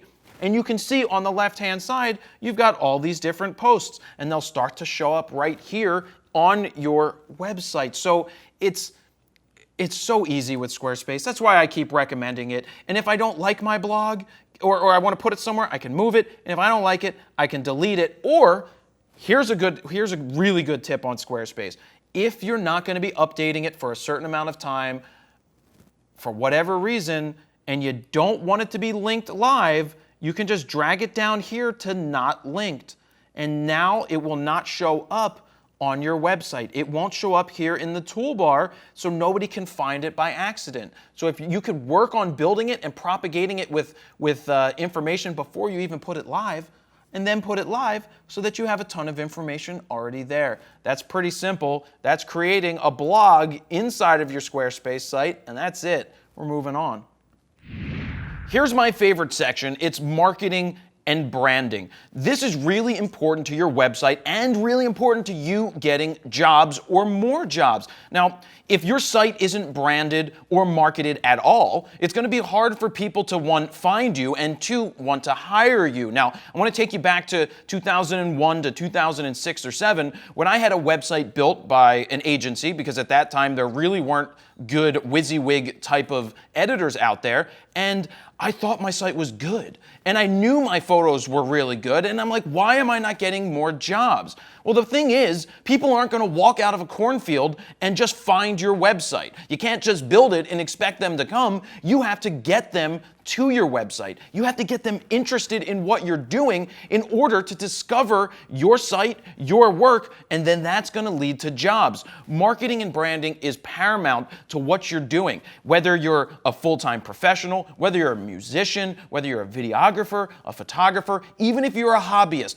you wouldn't be building a website as a hobbyist if you didn't want people to see your work. So if you want people to see your work, you have to hammer home the marketing and branding aspect. Now, when I started to put up videos on jaredpoland.com, this is before Froknow's Photo was even a thing. Probably about a year before that, I started to make some videos and put them on YouTube. And I saw my hits go from 20 hits a day to 700-800 hits a day to my website. Now, I wasn't prepared yet for what was going to happen when I went all in. I didn't have the ability to keep up with it, so I wasn't able to keep up with it, but I got a taste of what it's like to market yourself. When you put yourself out there, you're giving people the ability to come back and find you and then hire you for jobs. When I first started Froknow's Photo, the idea behind the website was to hopefully put work out there so that the right people saw it to then call me to hire me to do photo gigs. That was the idea behind it. What ended up happening is people started to ask me questions because they looked to me as a teacher. So I went that direction and started answering their questions. But I also got gigs because of the branding and marketing that I've done. With Froknow's Photo getting to the size of where it's at, people start to reach out to you to do sponsorship and advertising and have you go out and do more jobs. That's what it's all about. That's why marketing and branding is so important. And that's why I want to roll into giving you some more details about how you can better market and brand yourself. And let's do that right now. So the first detail that I want to talk about is your logo. Your logo is your brand. It's what people are going to remember when they see it. Now, I've seen a lot of people go over the top with logos. I've seen people that have very minimalistic logos, and either could work. But there's some things that I want to show you in some of these logos on the computer right now that they just don't work.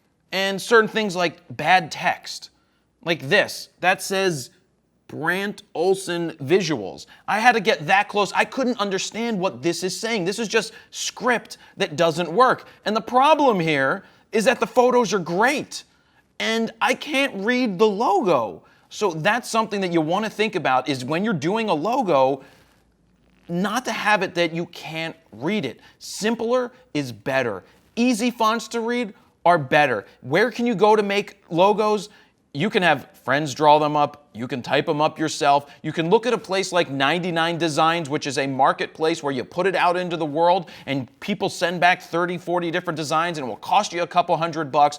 Logos logos are a major part of your brand. The Froknow's Photo logo that I had designed right here as part of my brand, it cost me $500 when I didn't have any money to start doing what I was doing. I knew how important a logo was, and I had that thing made for 500 bucks. Somebody drew it up. It's become the logo. It's become the brand. It works out really well for me, and that's a really good logo. But let's go through to some of the other logos. This one, I don't even know what this says. I have to look at his URL. It says Christian Brooks Photography. What is not so good about this logo right here is the size. One, it's the size. I can't see that to see what it says. Two, it uses 3 different fonts in the same logo. You don't want to use multiple, like too many fonts in the same logo is not going to resonate very well. Just a few tweaks and it could be much better. Then we move into Dan Newman's. It's simple. It's plain. You've got Dan Newman. It says Dan Newman and it's in a box. It looks good. It's just simple. I'm going to remember that. Here's another one. We've got A over D Photography. Andres Desguzes.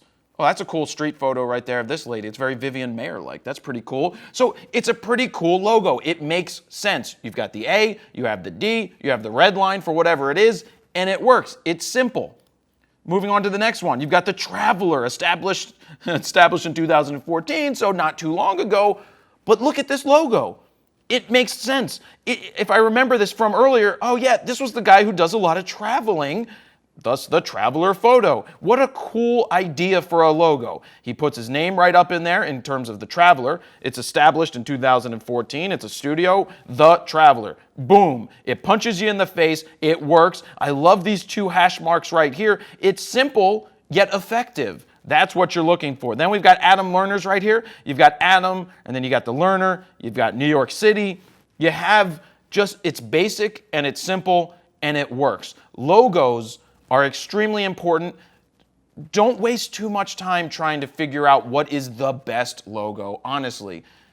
Come up with something that works, that's clean, concise, to the point, it gets across what you're trying to get across, and then move on. Now, if you have Squarespace, I've never done this, but if you go under Design and you hit Logos and Titles, they have something that says, Create a new logo.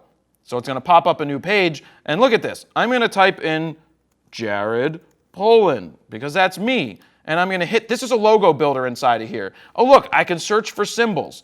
I'll do that in a second. I've got Jared Polin. My tagline is as simple as I capture, I want to do that lowercase, photo, capture, photo, stories. And it's already set up like this. I could change all the fonts, I can change the color, I can do things like that, but I don't want a star representing me, so let's type in cameras and see what we have.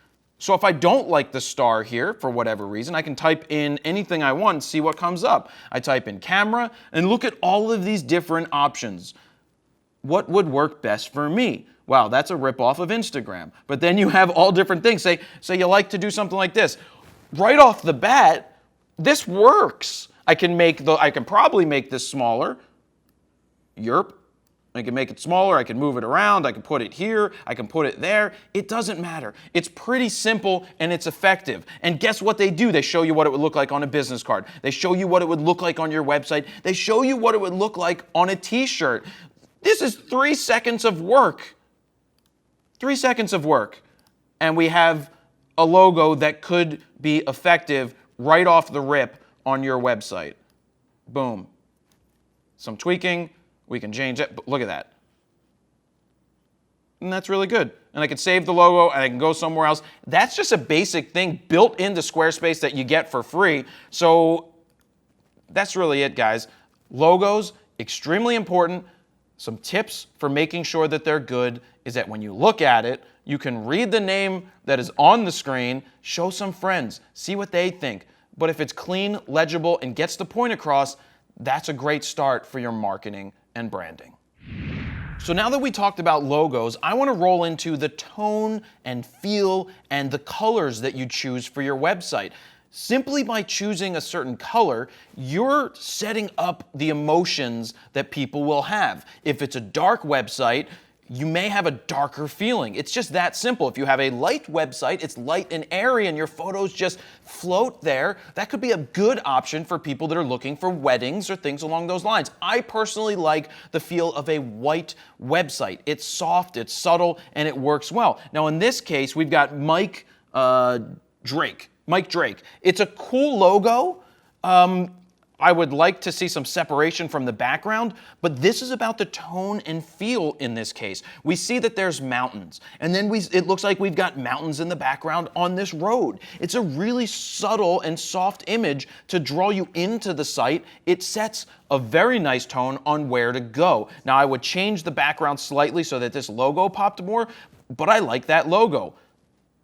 But what I will say about this logo is I have no idea that this would be for a photographer because it's just mountain peaks that says Mike Drake. So that's one thing I would consider adding the stopping time, one shot at a time, underneath or somewhere in this logo to make it work. Let's go to DMX. Nope, DMK Photography right here. So this is very subtle. We have muted images that are pulled back. It's very artsy. This is a parallax website, as you see, which means when you scroll, it does what it's doing right now. This is subtle. It's soft. Because it's not overly boomified, I like to do boomified images. I'd make them pop off the screen, but that may cause tension and may make people feel like they want to leave. This is soft and subtle and inviting, and it wants to draw you in to the website. The logo's fine, but this capturing your vision and then through our lens, not a big fan of that in terms of marketing. I would want them to be the same. I just don't like that font. That's something that's easily changed, so I would consider doing that. Let's go to Mark Ruddick. I like this, by the way. I like his logo, and you can see this is a darker site. It's black. But this photo is shot on black. Now hitting this up arrow, a lot of the photos are shot on black or in a darker environment. These are people that work out. Jesus, look how ripped this guy. What is he? Does he have something written on his chest? Holy, whoa. Whoa, you guys are lucky you're not seeing this over here, but that is insane. Wow. Some really nice photos, and it works for his site. It works that it's a little darker because look at this. Look at this guy's muscles. They're huge. So much. All right, I'm almost as big as this guy. I don't know about that, but this works. Now let's move on to some sites that don't work. This site right here, the photos are fine. It's not the photos so much, it's the 1997 background, 1998, 2000 background that's throwing me off. This is very old style. This site could use a simple Squarespace rebuild.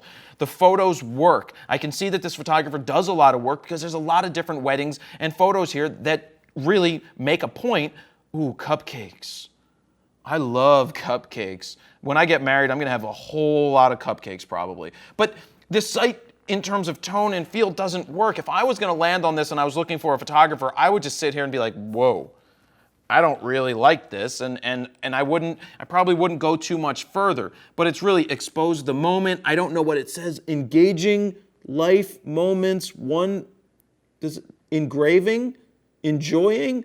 I can't even read what it says when I get that close. So that's something that I would highly recommend changing, is that. So the flow of this and the feel of it and the tone, oh, more cupcakes. And they have purple on them. Boy, do I love cupcakes. All right, let's go to somebody else's. PR Photography. Oy. The logo, it's not terrible. It's not the best. In terms of tone and feel, it's clean. But I'd get rid of this blue. That's just me. That's just right off the rip. But it's not that big of a deal. The one thing that I wanted to point out on this site is that when I right-click, it pulls up this thing that says "Function Disabled!" Prevent this from creating additional dialogues. When you are putting this on your site, and this could be part of marketing and branding, actually it is part of marketing and branding, what you're trying to do here is stop people from stealing your images. I don't care if somebody's going to get on my site and drag my image off of it. It is not a big deal. But when somebody right-clicks, even if you accidentally right-click, because I accidentally right-clicked on this site before we started, and this dialog box popped up, it makes me feel like I'm a thief. It makes it feel like you're locking your site up and I'm doing something wrong by right-clicking. That could be perceived as a bad thing and get me off your site. And another thing that happens on Squarespace sites, if you hit escape, most people don't know this, but it brings you into the login screen. you have the function, the ability to turn this off. This isn't something that I want popping up when somebody's searching around my site. So I make sure that I disable this function because I don't want this happening. So if you're on a Squarespace site, you have a Squarespace site and you hit the escape key, this pops up. Now how you change that is you go into settings on your website in the back end of Squarespace. We go into, where would that be? Advanced, escape key. And then you can enable or disable that. I have it turned off on my website because I don't want people accidentally hitting the escape key to go back or to turn something. I hit the escape key when a photo pops up on the screen and I want to go back to the beginning or go back to what I was on next. And having that login come on could be seen as unprofessional. So I would definitely turn that off with what you're doing. But remember, the tone that you set at the beginning of your website is set with the colors, the logo, the flow, and that's for you to figure out what works best, but make sure that it's not harsh and over the top. Having a huge green, off-green background may be off-putting. Puke green isn't the right choice to have on your website. It may make people feel sick. So think about these things when you're building a website, and you could always go back and err on the side of caution and go back to white. It's soft, it's clean, it's simple, it's bold, and it just resonates very well when you're trying to do something simple and you don't need to go over the top. So one of the questions I get asked quite often is, should I list my pricing on my website? Whether you're a photographer, a videographer, or any type of creative, of course, pricing becomes important if you're selling things in terms of, say you have an Etsy store, but you want to then sell stuff on your own e-commerce site, you can then put up pricing because people are going to buy right then and there. But when it comes to weddings or portraits or other events, having pricing listed on your website, I think, is almost a no-no. Why is it a no-no? Because people are going to show up to your website, see your pricing, and possibly be scared away and not contact you. I'd rather have them contact me because I can do a better job of selling my services and selling myself to somebody on the phone. Now, a lot of times people are going to contact you via email and they're going to want to try and get pricing through email, and they'll say, hey, what are your prices? You can't answer that question through email. You say, hey, I'd love to answer your question. Would there be a time that would be great to jump on the phone so we can hammer this out and I can get all of your questions answered, blah, blah, blah, blah, blah. Something along those lines works out very well. So when you get them on the phone, you can then share your pricing. You can ask the question, before you give pricing, the best thing to do in your business is to say, well, what type of budget do you have? You want them to then tell you what their budget is or give you an idea of where they're starting. What were you thinking? What were some prices that may scare you away? Not say scare you away, but those are the things that you ask. Instead of coming right out and saying, this is where our pricing is, you want to try to figure out what their budget is. I'm not saying that you're going to change your pricing because their budget may be higher, but if it is lower and it's close to one of your basic packages, you could then work with them and make them a deal. I'm a big fan of saying, when I was doing weddings and say I was at $3,500 and the couple would come back to me and say, well, we have $3,000 in our budget. And I'd be like, well, are you able to squeeze out $3,250, another $250 more and I'll take the discount and we'll do it. Sometimes they say no. But other times I'd be like, you know what? I'm going to take this job for $3,000, cut them a deal. I'm going to walk away from that extra $500. Yes, but I'm walking away with $3,000 in my pocket that I may not have had because if I waited, I may never have gotten the job. And that's something you need to think about. Where do you work out deals? Is it better to miss out on $500 to then pocket $3,000? That's something that you really want to think about when you're negotiating. I know we weren't going to get right into negotiating here, but this is really important stuff to think about when you're dealing with people. But back to the website part. Do you put pricing on your website? I personally never put pricing on my website. Now we're going to look at some pricing on other people's website. Right here it says pricing. I like that it says pricing. We're going to get into some other options in just a second, but here we have every collection includes a museum quality album. Ooh, that sounds cool. It's museum quality. That must be really good. Keepsake flash drive, all right, and online gallery. Collections start at $1,800. So this is one way you can do it.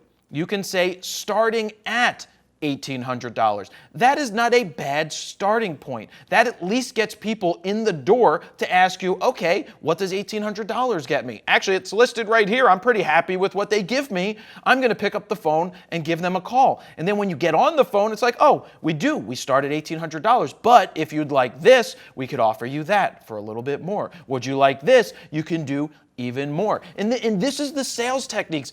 As a photographer, whether you're an amateur who's not looking to make money or you're a professional, you still need to be able to close the deal. You still need to be able to market and sell yourself. Because what's the point of being in business and building your website if you're not going to sell yourself and get the sale so that you can do more jobs, pay for the gear that you have, even with amateurs? A lot of amateurs will say, I don't want to make money as a photographer. Change that mentality and say, I'd like to make enough money to pay for my gear. If you could make just enough money to buy that new lens or that new camera, I think you'd be pretty happy. So it's all right to ask for the sale. And that's what you do. And so that's a good example of what you could do. So let's go to this website again. Let's get it back to the beginning and see what we've got. We've got this. Oh my God! The music! Again!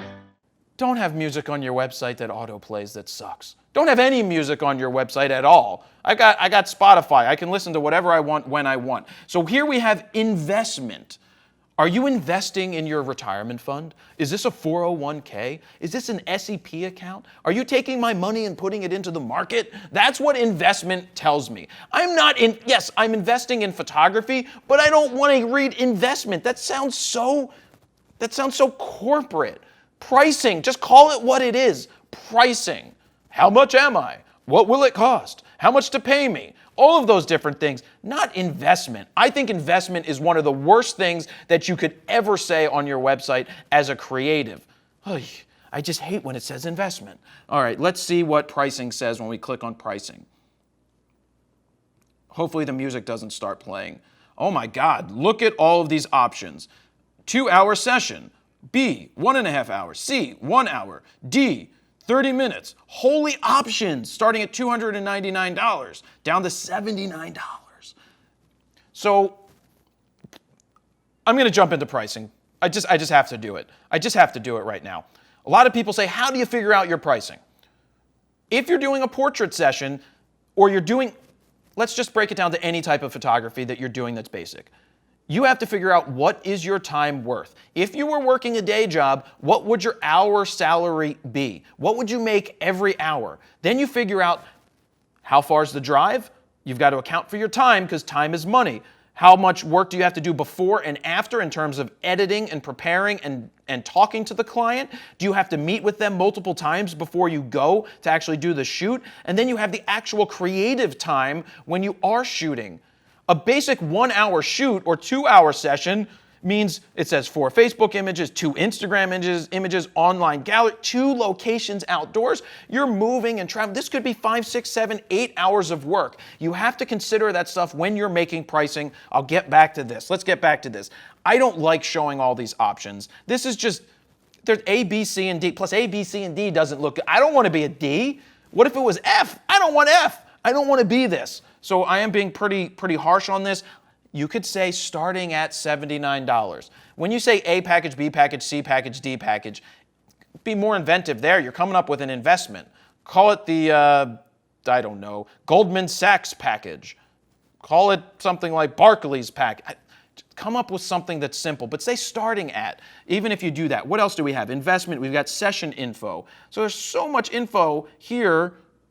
Please answer these questions and go over with me on the phone before your portrait session.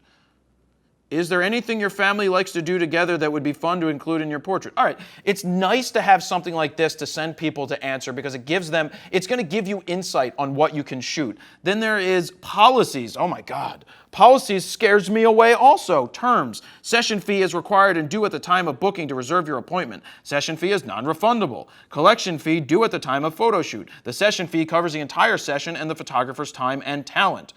It's just so corporate and harsh. Digital images. No refund or exchange on digital image orders. Each digital download is $50 per image, full resolution, or 10 digital files for $450 sent through email. Oh my God. Collection and prints pickup. See, it's just, we talked about tone in the last section. Tone also extends to how you talk to people on your website. The tone of the language, terms. Oh my God, it's so corporate. I don't want it to be so corporate. You can print this out or email it to them. I don't want to list. This is going to scare people away. And I know I've spent a lot of time on this site, but I just think it's important to talk about. FAQ, what type of photography do you like the most? I am in love with, oh, so this is you answering questions. It's just so much information. And I know you're just trying to save yourself time and everything along those lines, but let's move on. Investment, silver wedding package, gold wedding package, platinum wedding package. Have I talked about when somebody says investment yet? You know my feelings on that. Just call it pricing. Seriously, call it what it is. If you're going to call it anything else, don't call it investment. Oh my God, I just hate investment. So here you're setting up for people not to call you, possibly. Starting at $29.95, going up to $62.95, it's possible that you're going to scare the crap out of people that they may not even call you. If you want to start at $29.95, put that on your site. But why don't you say that you have packages to fit all budgets or something along those lines, or starting at X, Y, and Z, call me to figure out how we can work together. I'm just trying to make it so that people actually do call you. Because remember we said if you build it, will they come? Well, if you have them on your website and you scare them away with this investment and these prices, then people aren't going to reach out to you. I'd rather have inquiries coming to me via email that I try to get on the phone and only book 30% of the people that call me, but at least we got on the phone and talked, because you have a better chance of selling somebody on you personally on the phone or meeting them in person than having them sit here and try to figure out which package is right for them on the website. You are the best salesperson for you. Okay, let's keep going here. Contact, client portraits, weddings, blog. I don't even see where it says client portal. Where is this pricing? Oh, rates. Okay, rates works. That's fine. It's a little harsh, but portrait pricing includes seniors and engagement sessions. Bridal sessions, 500. So this is literally listing what they are. Send me a message over to contact page to get started so that we can get you booked. On location sites are located within 15 miles of 75002. Please contact me for further details. Okay, so these are basic starting bridal packages starting at $500. Wow, that's pretty inexpensive. All right, well, that's inexpensive. Bridals must be completed 6 to 8 weeks prior to a wedding. Oh, does bridal session mean, does that mean engagement session? Maybe that means engagement session. Here's a tip for you if you're doing weddings. Include the damn engagement session as a added value. Added value. Any value that you can add to help seal the deal, build it into the price, and then that gives you a place to say, you know what, I'm at $3,500 and you only have $3,100 or $3,200 to spend. Go, you know what, I'll lower my price just a little bit, and I'll still throw in the engagement session. That makes goodwill. Any goodwill that you can give just makes it you're easy to work with, but you've already padded your price a little bit to then be able to pull back if necessary. Don't turn down jobs unless you've got jobs every single weekend and they're coming in hot and heavy. Don't start turning things down because of a $200 difference in pricing. So I know I went a little off base here, but the whole point was to talk about pricing on your website, and then now I gave you some more information about how to better sell yourself when you're trying to reach out to people on the phone. So me personally, I don't put pricing on the site. If you really want to do that because you don't want all the tire kickers coming to you, then put starting at. But make it reasonable and then go from there, and make sure when people contact you, you ask the right questions. When is your event? What are you looking for?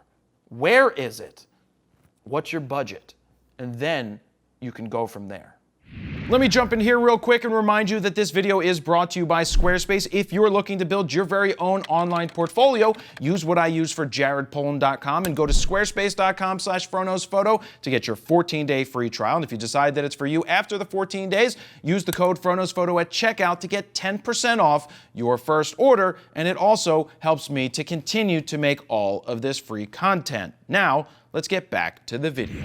Text, styles, colors, headers, all of these different things are important to your brand and to your website, no matter what type of creative or what website you're building. If people can't read the text that's on your site, they're going to have a hard time navigating, and they may actually get off your site and leave and not look for your services. So let's go through some samples right here. We have Chris Pearson Photography has a clean looking site, not just for the fact that the photos are clean and the background is clean, but the text is clean. He's using what's called sans serifs. It means it's without the serifs. Those are those little things that show up as serifs. I mean, that's what they call them. But this is without them, thus the sans part. Easy to read, simple. It's black on white. It's clean. So let's move on. Let's see what else we have. We've got, what does that say? Oh, Miroslav Dakov. So we have Miroslav Dakov's site. It's a little harder to read. As we see, this font is jumbled together. It's bolded, but it's hard to read this. Look, stick with the simple fonts. Stick with the simple, easy to read things. You don't have to get overly creative in this section. Can you read it? Does it stand out? Does it make sense? If it's hard for you to read your own site, you may need to make a change. That's something you have to think about. In terms of the color, the black on the white works perfectly fine. We'll skip past my site for a second, and then we've got, this is showing you how the reverse can work. We've got a darker site with easy to see white fonts at the top. Now, I will warn you that if you do have a different photo that shows up in a cover page and you go from dark to light and you can't see the fonts, that's something you're going to have to take into consideration, whether you add a stroke around it or some kind of shadow, or just take that into consideration when you're picking the photos to go through the slideshow. You got to keep that in mind when you're doing it. Gary Askew. So here we have, I like his logo. It's actually pretty cool. It's pretty floral design, but then the floral, flowy design continues with weddings, gallery, FAQ, about me, contact, blog. Yeah, it's close, but I don't like these scripty fonts. Just because it's scripty doesn't make it wedding-gee or more wedding-gee, whatever wedding-gee means. But you know, wedding-gee, I don't even know how you spell that. But make this simple. You already have the floral and stuff up here. Actually, you have GA in a circle and then Gary Askew. You should probably either just use GA or your name and then use the GA logo button. When I say button, I mean just the GA part somewhere else on the site, because that's going to hammer home and reinforce the GA of who you are. But I would drop that from this frilly logo at the beginning, because you don't need to have that. Or even just drop this frilly stuff at the bottom. You could get rid of that. But I would change this font. Oh, because look at this. Look how just hard it is to read as we see this stuff. I would just change this, make it simple, bold, get right to the point, and keep moving. Then we got Don Reese's. Now, where to start on this? There's different, I mean, it's just hard to read. And then look at this, other galleries. There are 8 trillion galleries. If we're going to dive into all of that, look, his font up here is perfectly fine. But then having this continue on every single page that you go to is not very good. That needs to go away. But what I will say about Don's work is that his work is very good. When you look at these wildlife photos shot at a zoo, these are fantastic. It's just that I get lost. If all I was doing was looking at the photos, I'd be like, these are awesome. But then I get to this font, it just smacks you right in the face. It's so large and over the top, and there's multiple formats and styles, from bolding to regular to whatever you call all this italicized stuff. I don't like it. It needs to be cleaner. This needs to be changed. Moving forward, Devon Event Photography. Same thing. This is trying to be too much with the font. Just go back to a simple font. And then when you're trying to read stuff like this, it's really hard to read it on that type of background. You have to keep all of this stuff in mind when you're doing this. And then we went back to Mark Ruddick's website. This is showing you that you can actually have black text or white text on a black background. It works.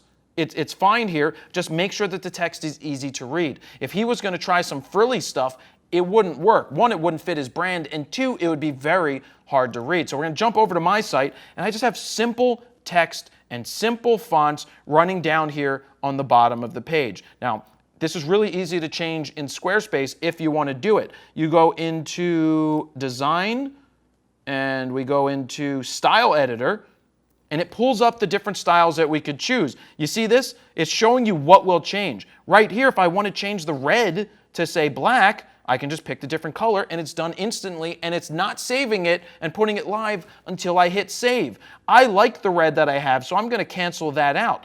But that's showing you, yes, I would like to get rid of that. I like this maroon color. It's really simple to change the font style. Let's see, can I change the font in here somewhere? I'm sure I can change the font somewhere.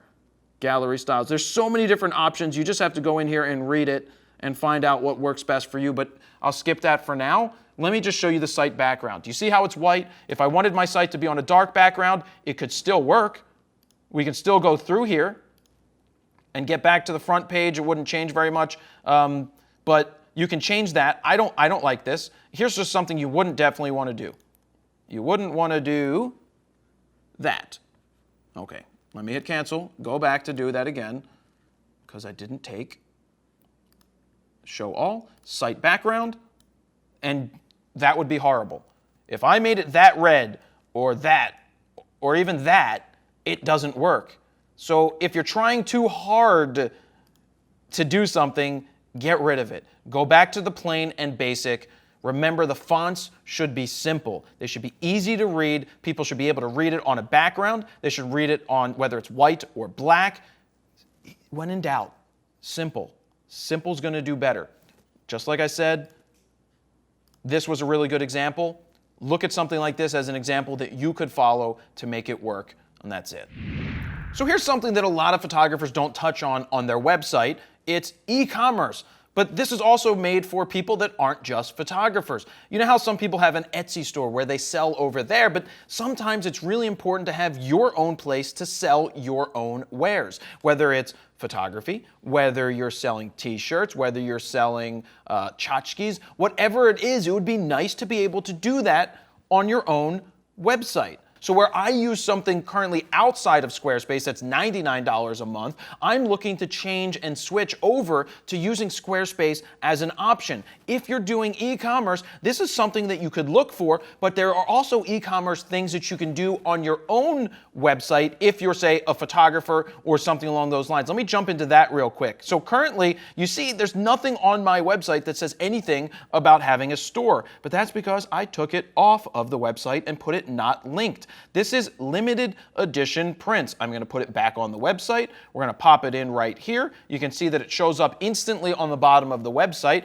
and I put 2 prints in here that I would consider for sale. It was real easy to set this up. I named the print, I put a price tag on the print, and you can then add it to your cart and check out and do whatever it is that you need to do right down here, and you can sell photos like that. But a lot of photographers, portrait photographers, wedding photographers, event photographers, are looking for a solution to sell prints without having to do the prints, take the money, ship the prints, or do anything along those lines. There are services out there that I do recommend. There's one called SmugMug, which you can get. I still prefer using Squarespace for your actual website, but Squarespace and SmugMug have a partnership where you can integrate SmugMug into your Squarespace website. Now, you could also link out to the SmugMug site in terms of selling your prints, because what SmugMug does really well is the selling of prints. Basically, what you do is you upload your files to the service, you specify how much you want to sell each print or tchotchke for, and then when somebody purchases it, they collect a check, they instantly send it off to a lab of your choice who then prints it and ships it out to the person, and all they do is deduct the cost of the print from the payment that they made, and they send you a check. I still recommend using Squarespace as your website, and then you could use SmugMug to do the processing and selling, but you just simply put a link on your site to then link out to there to do the selling. So let's take a look at some other sites that they have. Here we're going to click on Shop, and this is where I shop often for bras and panties, because why not? Click on this, and you can see it brings up different samples and examples. You also have select a color. Ron Burgundy is a color. And then you've got different sizes. It's simple. It's easy. It's real easy to build. Look, if you're a full-on huge store, that needs a ton of custom functions and features, you're probably either going to custom build something yourself or find one of the higher end services out there. But for what Squarespace is giving you for the value that you're paying is really good if you're somebody who has a small store, or you're just doing your own merch at home and you want to list 5, 6, 10, 15 items and have it ship, collect your money. It's really a nice function to have, so I would definitely check it out. All right, so let's look through here a little. Oh, this one is sold out. That's the one I wanted for $175. Nope. All right, we'll check something else out. Let's go on the panties because they're not sold out. I saw this photo here, and look, it's great that you can put a photo, but let's bring that up a little bit and do a quick critique on this. Why would you cut the toe off? Don't cut the toe off. If you're going to have everything in there, then have everything in there. That's just me going off on the photo just real quick. Remember that when you're doing that. This is my current store, my store.froknosphoto.com, where you can pick up all the different merch that I have, and I'm not happy with my store. That's why we're currently rebuilding the store we're going to work on Squarespace to see if it works out for us, which we started to build, but I'm not happy with my current store right now. It's too powerful. It costs me $80 more than what Squarespace would cost me, and that's really that. So e-commerce, it's something that you can have on your site. Most people won't as a typical photographer, but if you're a band, this is a great thing to put on your site. Get the e-commerce version because you can still build your website. You can then put on e-commerce to sell merch, ship it yourself, collect the money, and there you are paying for everything that you do because you have the e-commerce option over on your website. Remember when I said that people aren't just going to come out of the cornfield to find your website? You know, the build it and they will come reference. That's true when it comes to social integration on your website. Being connected to the different social streams is so important to get your marketing and branding out there that you have to make sure you do it right or that you are doing it at all. So what are the options that you have? We know there are so many different options, but what are the main ones that I think should be on your site? Well, for photographers, I think it's important to link out to your Facebook because there's 1.6 billion people on Facebook around the world right now. So why would you not want to put your stuff there to hopefully link people back to your website to bring them in to see your message? That's what social media is all about. That's what I do on froknosphoto.com is I play with people in their sandbox, and then if I need to get them back to my site, I find a way to get them back there. So let's get into Matt Trimby's site here. You can see that he has 3 buttons down here. He's got Instagram, he has Twitter, and that looks like to be YouTube. I love the fact that they're the logos. You know what these logos mean when you look at them. You know visually because they're branded so well that you know what that is. But I don't know why he doesn't have a Facebook. As a photographer, as a creative, as a musician, if you do not have a Facebook and you do not use it, you are doing a disservice to yourself. It is free and it's access to a ton of people that may be clients for you. It's a great way to get your stuff to share out there into the world and to get more people. So let's keep scrolling. This one, they used Facebook, Twitter, LinkedIn, and Instagram. For those of you who don't use LinkedIn, I personally don't use it, but LinkedIn is a great business resource. If your jobs that you are looking for have a lot to do with people that are CEOs or presidents, or there are so many corporate people on LinkedIn, it is such a great lead generation place to interact with because you can get connected with so many people that may be looking for your service. So offering that is a good option. Now, what I don't like about this is that it just uses the text. It should use the logo. The logos are branded and everybody knows what they mean. So here, I don't know this is Facebook until I read it says Facebook. But if I saw the F logo, I would know exactly what it is and where I was going. So we've got then K Sperry Photography, and this is great. This is just simple. There's 4 of them there. And these it's not just social, but it's also your email address. We got Facebook, Twitter, Instagram, very main ones right there. But there are other ones that we'll get to in just a minute that are also important. This one is Ed Aldridge, and the reason I brought this up is because there's this Squarespace button down at the bottom. We'll call this a bug that is just interfering with his website. Yep, interfering. This is something that you can turn off. Now, this is great branding and marketing for them, but you're paying for the website. Get rid of their branding. To do that, we go back over to the website, You go under design on the back end, and then right here you see that it says Squarespace badge, and then you can go ahead and make the change to enable it in black, in white, or disable it. I personally turn it off. That's what you should consider doing if you're using the Squarespace. Now, we get onto this guy's site. I still can't read his font like we talked about. What's that say? Brandt Olson. Visual. See, I still can't read it. I still can't read that font. He has a lot of different options. You've got Facebook, 500 pics, Instagram, Flickr, Vimeo, Twitter, and Google+. One, get rid of Google+. Nobody uses Google+. I don't even think that should be an option that you should consider on your site at all. Now, the question is, how many social buttons are too many social buttons? I think once you start getting over 4 or 5, you're really going pretty far.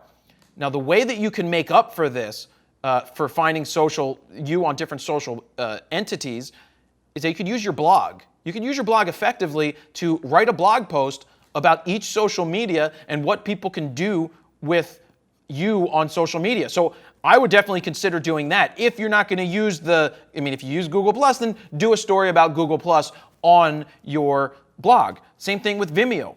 Or if you have the videos, just get them posted somewhere. So let's go into Squarespace here and see how you do this. Let's go back here. We're going to go into settings, and then we've got connected accounts. And you can see that you can click Connect Accounts and look at all of the different options that you can add for social connected buttons. It's so great that they build it in that you don't have to do any coding, you don't have to do anything else other than click on the button, pick the ones that you want to use, connect your accounts, and it shows up on your website, simply and clean. You've got all of those options. Then you've got images, you've got 500 pics, Behance, Dribbble. I don't even know what Dribbble is, but they have a basketball, so I like it. Going down here, you got video, Vimeo, Vivo, Vimeo, Vine, YouTube, a lot of V's going on in there. And then music. If you're a musician, you already have integrations into Google Play, the iTunes Store, Radio, SoundCloud, Spotify, and bands, what's that say? Bands in Town. I like their logo though. That is a really good brand. You know what? You want to look at good logos and good branding? Come in here and click on connected accounts and look at all of these buttons that you will recognize just by looking at them. That is good branding, that is good marketing, and that is something that you can look at and see how simple some of these are. Pinterest. Remember we talked about Pinterest earlier? Pinterest is strong and important if you're trying to get people to share your stuff out. Currently, a lot of women use Pinterest. Pinterest is primarily women using it, but that's starting to change a little bit.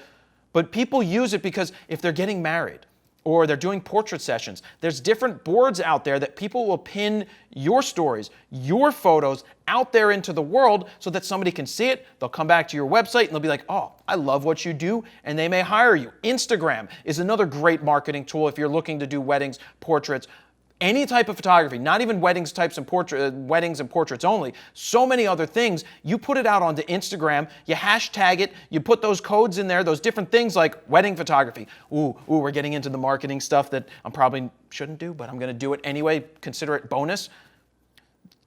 Instagram marketing. Remember how we said write a blog post where you talk about the 5 best venues to get married at in Bucks County? Well, make sure that when you put up a picture from that venue, you hashtag that venue. You find the name. You tag them in the photo, because what happens is people are going to come by and see that venue and they want to see other photos that were taken at that venue. What happens when they click on that hashtag or they search it on Instagram and they see your photos and go, wow, I see a ton of photos that this photographer took. They're going to follow you. Then they're going to come back to your website and they're going to contact you to maybe do their job. And that's why social integration is so important, and being smart about how you use it and thinking about it and tagging and hashtagging. It's cyclical. It's just an ongoing, ever-going, endless cycle. But the more you do it, the more people are going to find you and the more gigs you're going to get. All right, I got off track there, but you can see all the different options that you can have. I've got Instagram, Facebook, Twitter, email, and YouTube. I should probably start using Pinterest a little more to share my photos out into the world, but you can add as few or as many as you want. Just know that the more you add, people are just going to be overwhelmed if you have too many choices. So, social integration is extremely important. Make sure you're on the major ones. Make sure you jump onto the new ones that show up to see if they turn into major ones, but definitely play in those sandboxes, tagging what you need to do, hashtagging what you need to do, making sure that people come back to your site, because that is your sandbox that you control, and that's it for that. Let me cut in here real quick and say if you'd like me to critique your website no matter what you make it in, head on over to bit.ly/FroCritiques, submit your website there, and maybe I'll be giving your website a critiquey Once again, this video is brought to you by Squarespace. If you want to get a 14-day free trial because you want to build your own online website, go to squarespace.com/FroKnowsPhoto, and after your 14-day trial, if you decide that it's for you, use the code FroKnowsPhoto at checkout to get 10% off your first order. So here's something that's pretty cool. If you've already launched your website or you're going to be launching a website soon, we're including a website audit checklist. Now, this is something that you can download. It's free. We're including it so you can have it. You go through your website as an audit to make sure that you hit the certain points that are important to find on your website. You've got things like how many photos should be on your website in each gallery. What should your bio look like? It's a lot of the things that we've already talked about throughout this guide that you're just going through to make sure that you check those boxes. Are the links easy to read? Is your font and text choice proper? Does your logo stand out? All of these different things are highly important. Do you have ways for people to contact you via email, through your website, through the phone? What are those best options that work for you? What I've done is given you ideas for what you can put on your site. And now you can go through and figure out what ideas are best to use, what you shouldn't use, and you figure out what works best for you. So as I'm going through the audit here, there's certain things in here that are really important. How many galleries should you display? Are there too many galleries showing up in the top right-hand corner?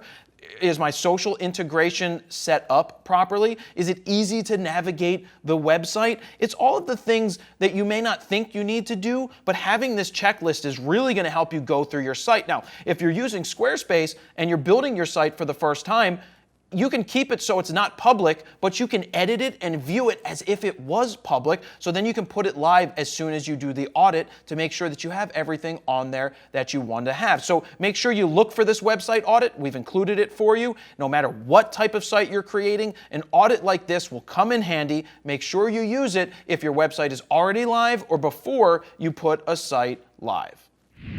Here's something that a lot of people may forget or they may get overly interested in, and if your site's already out into the world or you're building it, metrics, analytics. These things are really important to determine where people are coming to your website from, where they're leaving from, what is the most important content that they're finding on your website. But I want to warn you that when you start looking at these metrics, that you shouldn't be focused completely on some of the numbers. Because what's going to happen is you're going to chase numbers for how many times somebody shows up to your website, and now you're just chasing numbers instead of the ultimate goal. Now, metrics are highly important. If you're using any type of website, you can put Google Analytics on there. That is a free software that's offered. That's what I use on FroKnowsPhoto.com. But here on JaredPolin.com, because it's a Squarespace website, they have a metrics button right here. And I go ahead, I hit metrics, and then I can see all the different options. I can hit traffic overview for the last month.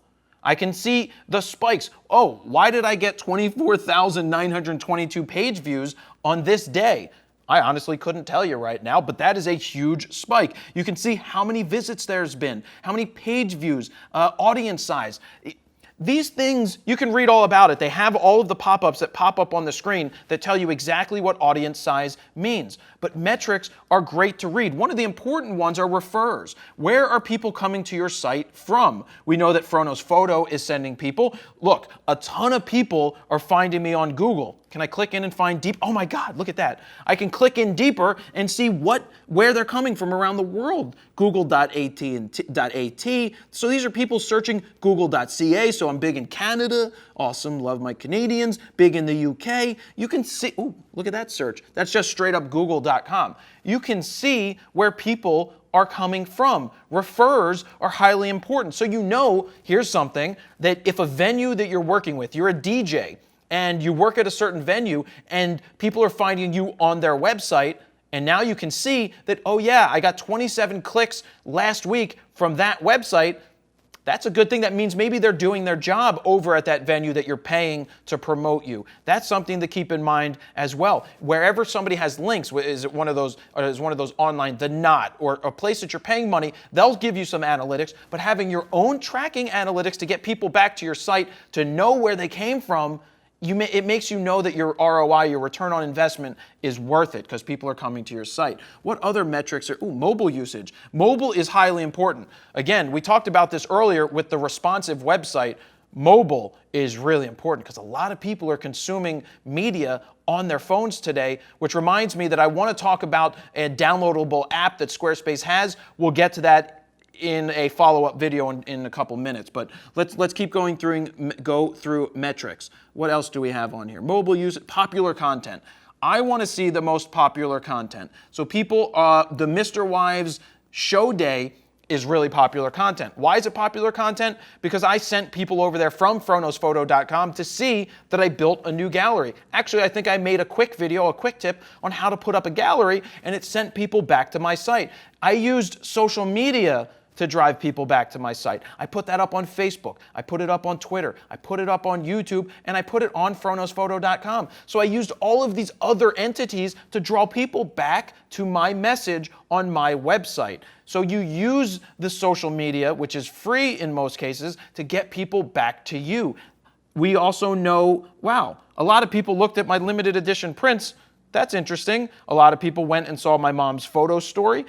Part of the reason that has started to spike, and I will show you in the last week, it's probably higher, because that is when you hit enter me, you're going to enter those photos. It's going to take you into that gallery where you can see those photos, so I can see that type of content. You can also see where people are looking on your site to know which content is most popular. Or maybe if you want to bump up a piece of content that you have something called a hello bar that we didn't really talk about that Squarespace offers you. It's really simple to do. It's a welcome bar at the top that you can change the color, change the text, and link out to something on your site. For example, if you just did a new photo shoot and you want to put that up there, you can put up the hello bar and you can say, latest photo shoot, check it out, click here. And that will take people to that specific page on your Squarespace site. And it's just something that you can toggle on and toggle off, and it's highly effective. Search engine queries. You can see what people are searching for and how they're finding you. That's another important thing, that if they're finding wedding photographers in Bucks County, then maybe you need to hammer home more of those type of things in your blog. Activity log. I don't even know what activity log is. Oh. It's the visitors' IP addresses and where they went on my website. There's a ton of different metrics that you can follow, and it's great that Squarespace builds them in for free. Like I said, if you're not using Squarespace, you can use Google Analytics. That's something that you have to figure out how to install into your website. But this stuff is highly important for you to do and to track. But like I've said about anything, your job is to be a photographer or a creative or a musician. You should be out there creating and not sitting here watching the metrics day in and day out. It can become overwhelming if you're being ruled by metrics and just chasing numbers. You should be chasing clients, not just numbers. So that pretty much is going to wrap up this entire free guide to helping you understand how to build your websites better and to make sure that you know what's going on there. And that's really it.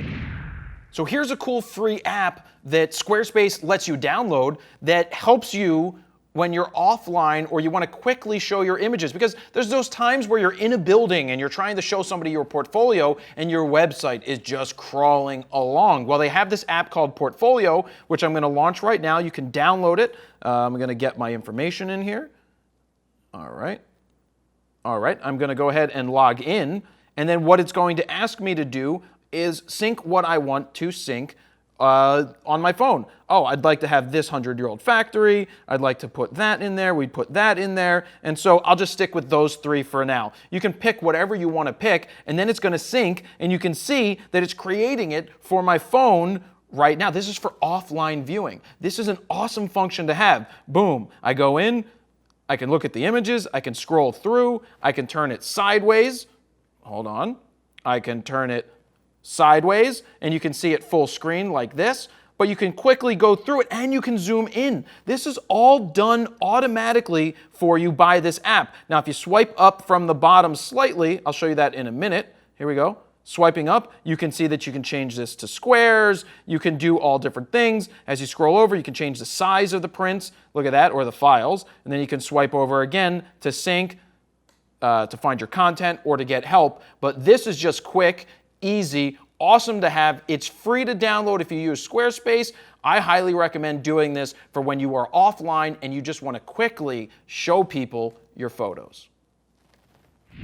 Now, I want to remind you that I've been using Squarespace personally as with jaredpolin.com. I use it because it's easy to use. I can do all the changes myself. The 24/7 customer support is great. Having all of the searchable terms that if I want to know, oh, how do I use metrics better? They have a video about that in the help section. So if you're looking to build your website or switch over to Squarespace, please go to squarespace.com/fro. You'll get a 14-day free trial, no credit card needed, which means there's no obligation. If you don't like the service, don't use it. If you decide to sign up for it, please use my link, please use my code because that helps me out. But I really thank you guys very much for checking this out, and I look forward to seeing your sites. Please be sure to send them in or post them on social media and let me know that you use this guide, and maybe I will critique your website in the future to help other people learn from the changes that I may find on your site. So I thank you guys very much for watching this,